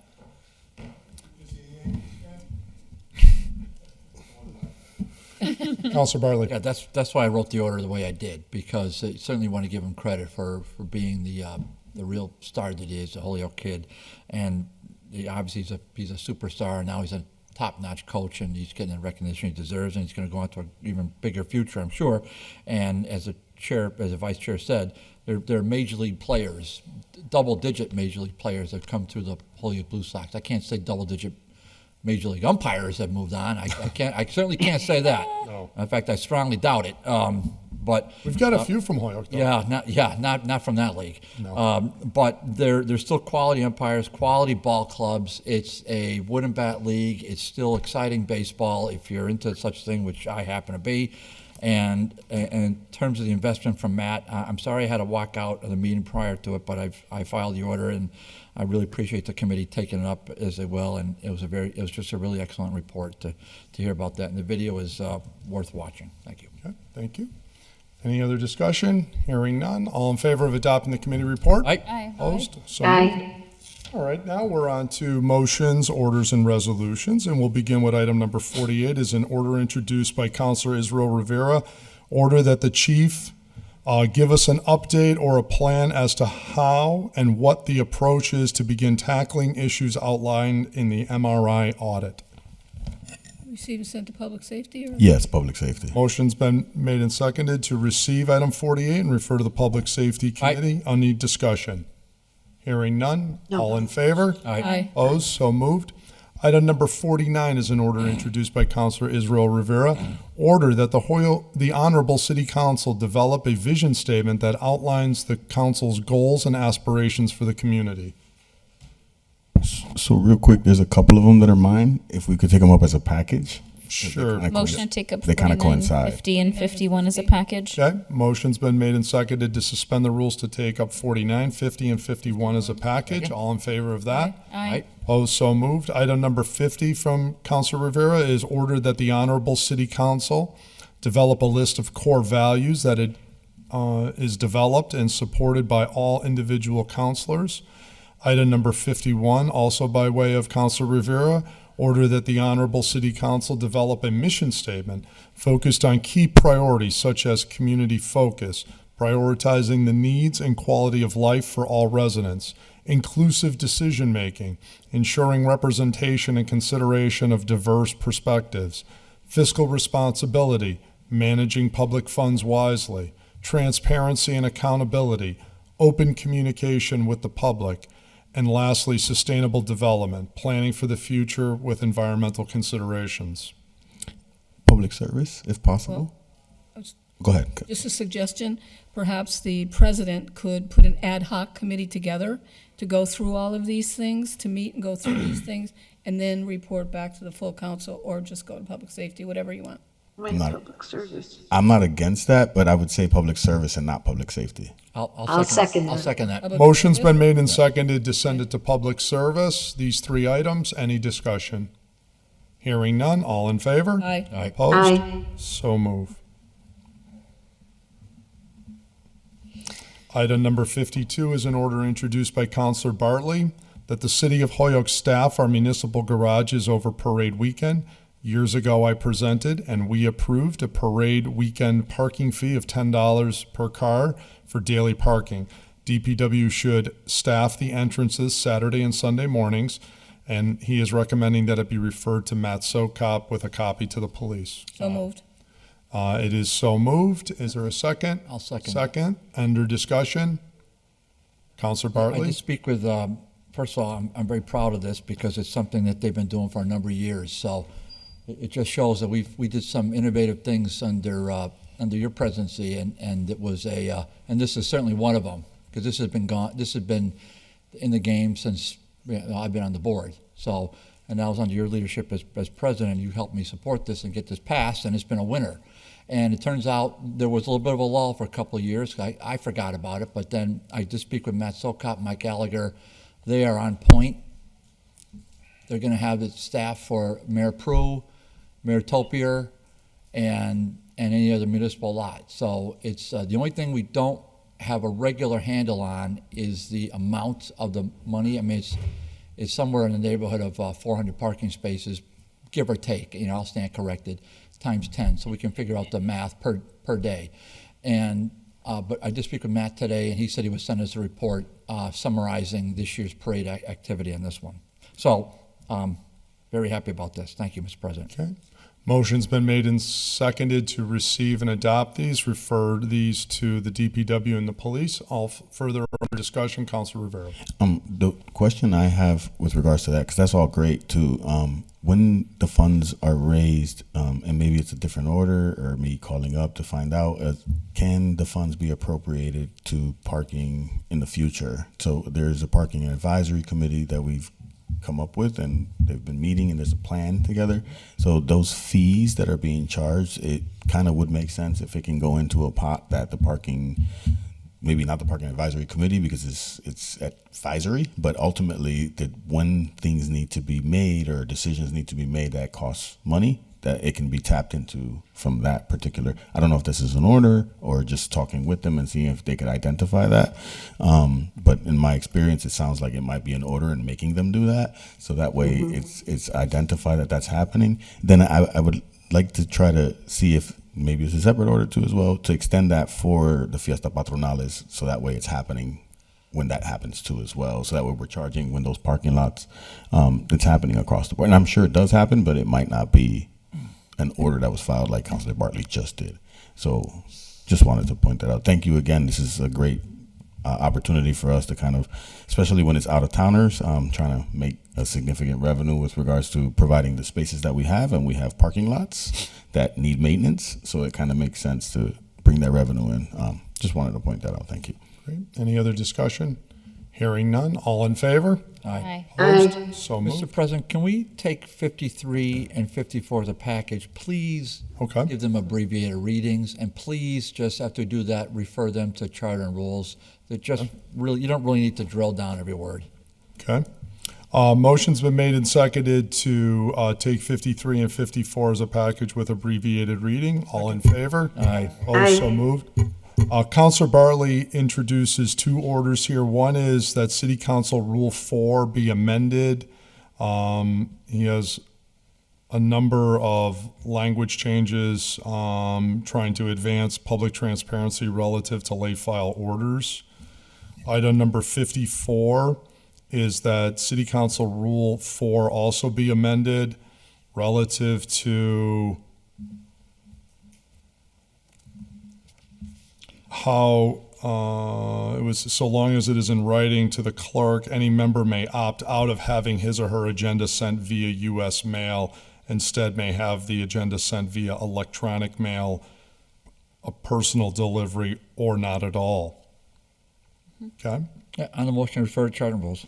And motion on the floor is to receive. Is there a second? There is a second. To send 53 and 54 to charter and rules. Any discussion? Hearing none. All in favor? Aye. Opposed? So moved. Item 55 is an order introduced by Councilor Bartley. This is an item that says the following: order that the law department immediately update the council on its legal action to take the Bagley Lawler 7-acre property for tax title.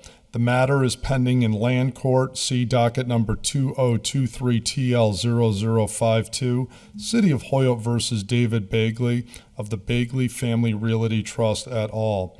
This concerns a wooded parcel located in Ward 3. FYI to the public, the 7-acre parcel nearly abuts the 11-acre Hedick-owned parcel that is now under purchase and sale contract between Hedick and USA International Sports Complex, Inc. I say nearly abuts because the Parks Department owns the 4.5-acre parcel that splits Hedick-owned and Bagley-owned parcels. please provide the city council as much detail as possible on the lawsuits, merits, costs, legal expenses, and ultimately its benefit to city taxpayers. The motion is to receive and refer to the law department and ask them to respond within 45 days. Motion has been, is there a second? Second. Motion has been made and seconded to receive item number 55, refer it to the law department requesting a response within, you said 30 days? 45. 45 days. Sure. Counselor Graney. With the permission of the maker, I'd like to be added to this. Thank you, Howie. Counselor Graney added as a co-sponsor. Counselor Sullivan. Yeah, I would just like to note that earlier today, item number 11 on our agenda was a update from our legal department and regarding litigation, federal court litigation, blah, blah, et cetera, housing court, and land court cases. It lists absolutely no land court cases on what they gave us on our update. But here's a case right here that's in land court. Yep. So, there we go. What do I know? I'm just a dumb lawyer. Any other discussion on the motion to receive and adopt this item, refer it to the law department seeking a response within 45 days, adding Counselor Graney as a co-sponsor? All in favor? Aye. Opposed? Aye. So moved. Item number 56 is an order introduced by Counselor Givner. Per business owner request, order that a 10 a.m. to 6 p.m. loading zone with signage be created at 414 High Street. She's requesting that it be sent to DGNR with a copy to ordinance. Second. That's been made and seconded. Any discussion? Hearing none. All in favor? Aye. Opposed? So moved. Item number. Motion, can we make a motion? Yep, sure, go ahead. Sorry, I didn't wait to be called. I'm getting anxious about time. We have Got 5 more minutes. Okay. Unless we suspend the rules Can again. we suspend the rules, please, to take items 57 through 64 as a package with abbreviated readings and send them all to charter and rules? Okay, motion's been made and right. seconded to take items 57 through 64 as a package with abbreviated reading. All in favor? Aye. Opposed? Aye. So moved. So sorry. All of these come to, no, thank you. All of these come to us by way of Counselor McGrath Smith. Item 57 states that the ordinance committee make necessary changes in order to align city ordinances to the revised notification procedure for various meetings. Item number 58 is order that the role of the Public Service and Human Resources Committee be reviewed and revised. Item 59 is ordered that Charter and Rules holistically review and reorganize information on subcommittees. Item number 60 is ordered that Rule 1C be revised to align with modern practices. Item number 61, ordered that Rule 4E be revised to create a system that assigns a specific number to each order. Item number 62 is an order that Rule 4F be revised to align with modern practices. Item number 63, ordered that a procedure for tracking updates in Municode be created for ordinances. Item number 64 is an order that revisions to Section 7A of our rules be considered.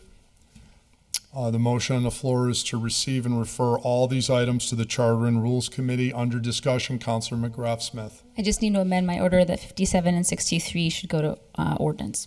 Okay. Motion is to amend the motion Second. so that items 57 and 63 go to the Ordinance Committee, and that 58, 59, 60, 61, 62, and 64 go to Charter and Rules. Any discussion? Hearing none, all in favor? Aye. Opposed? So moved.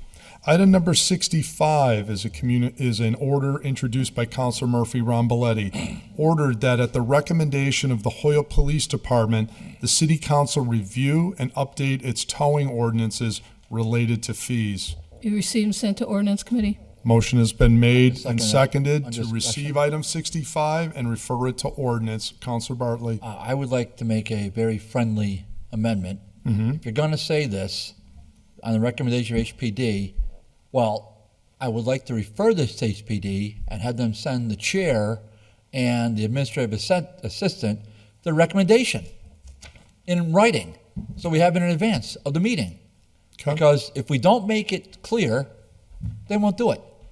So if you're going to file an order like this, I'm not blaming the president, but if HPD wants to do something through the president, well, speak up. Tell us what your issues are, and explain to us what you want to see corrected. That would be very helpful. That's my motion. Okay, motion on the floor is, there's an amendment on the floor to send the item to ordinance, but also to send a copy to the police department requesting their recommendations for writing. the ordinance change in writing, and that be sent to the ordinance committee when the item is considered. Second. And that is seconded. All in favor of the motion as amended? Aye. Aye. Opposed? Unanimous. Item number 66 is introduced by Councilor Murphy Ramboletti. Ordered that the City Council update its ordinances in Chapter 86, Traffic and Vehicles, to include language that clarifies rules and restrictions related to the city's street sweeping schedule. Ordinance. Motion has been made and seconded to refer item 66 to ordinance. Any discussion? Hearing none. All in favor? Aye. Opposed? So moved. We're not quite done, but save that thought. 69. Okay, thank you, and also happy St. Joseph's Day to you. We have one more item, colleagues, and that is late file 69 from the Office of the Attorney General. It's relative to Open Meeting Law 2527, Holyoke City Council redacted. Motion is, I believe, is there made? To send to Charter and Rules. Okay, motion's been Second. made and received to send this to, send to Charter and Rules. Copy to all members, please. And it's in everyone's packet, the administrative assistant.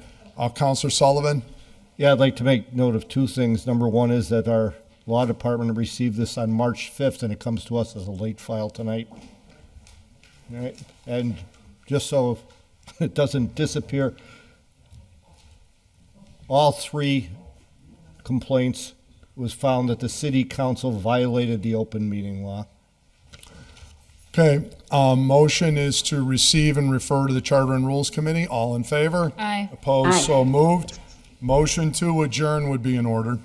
So moved. Motion has been made and seconded to adjourn. All in favor of Aye. adjourning? Aye. Opposed? So moved. We stand adjourned. Have a good evening.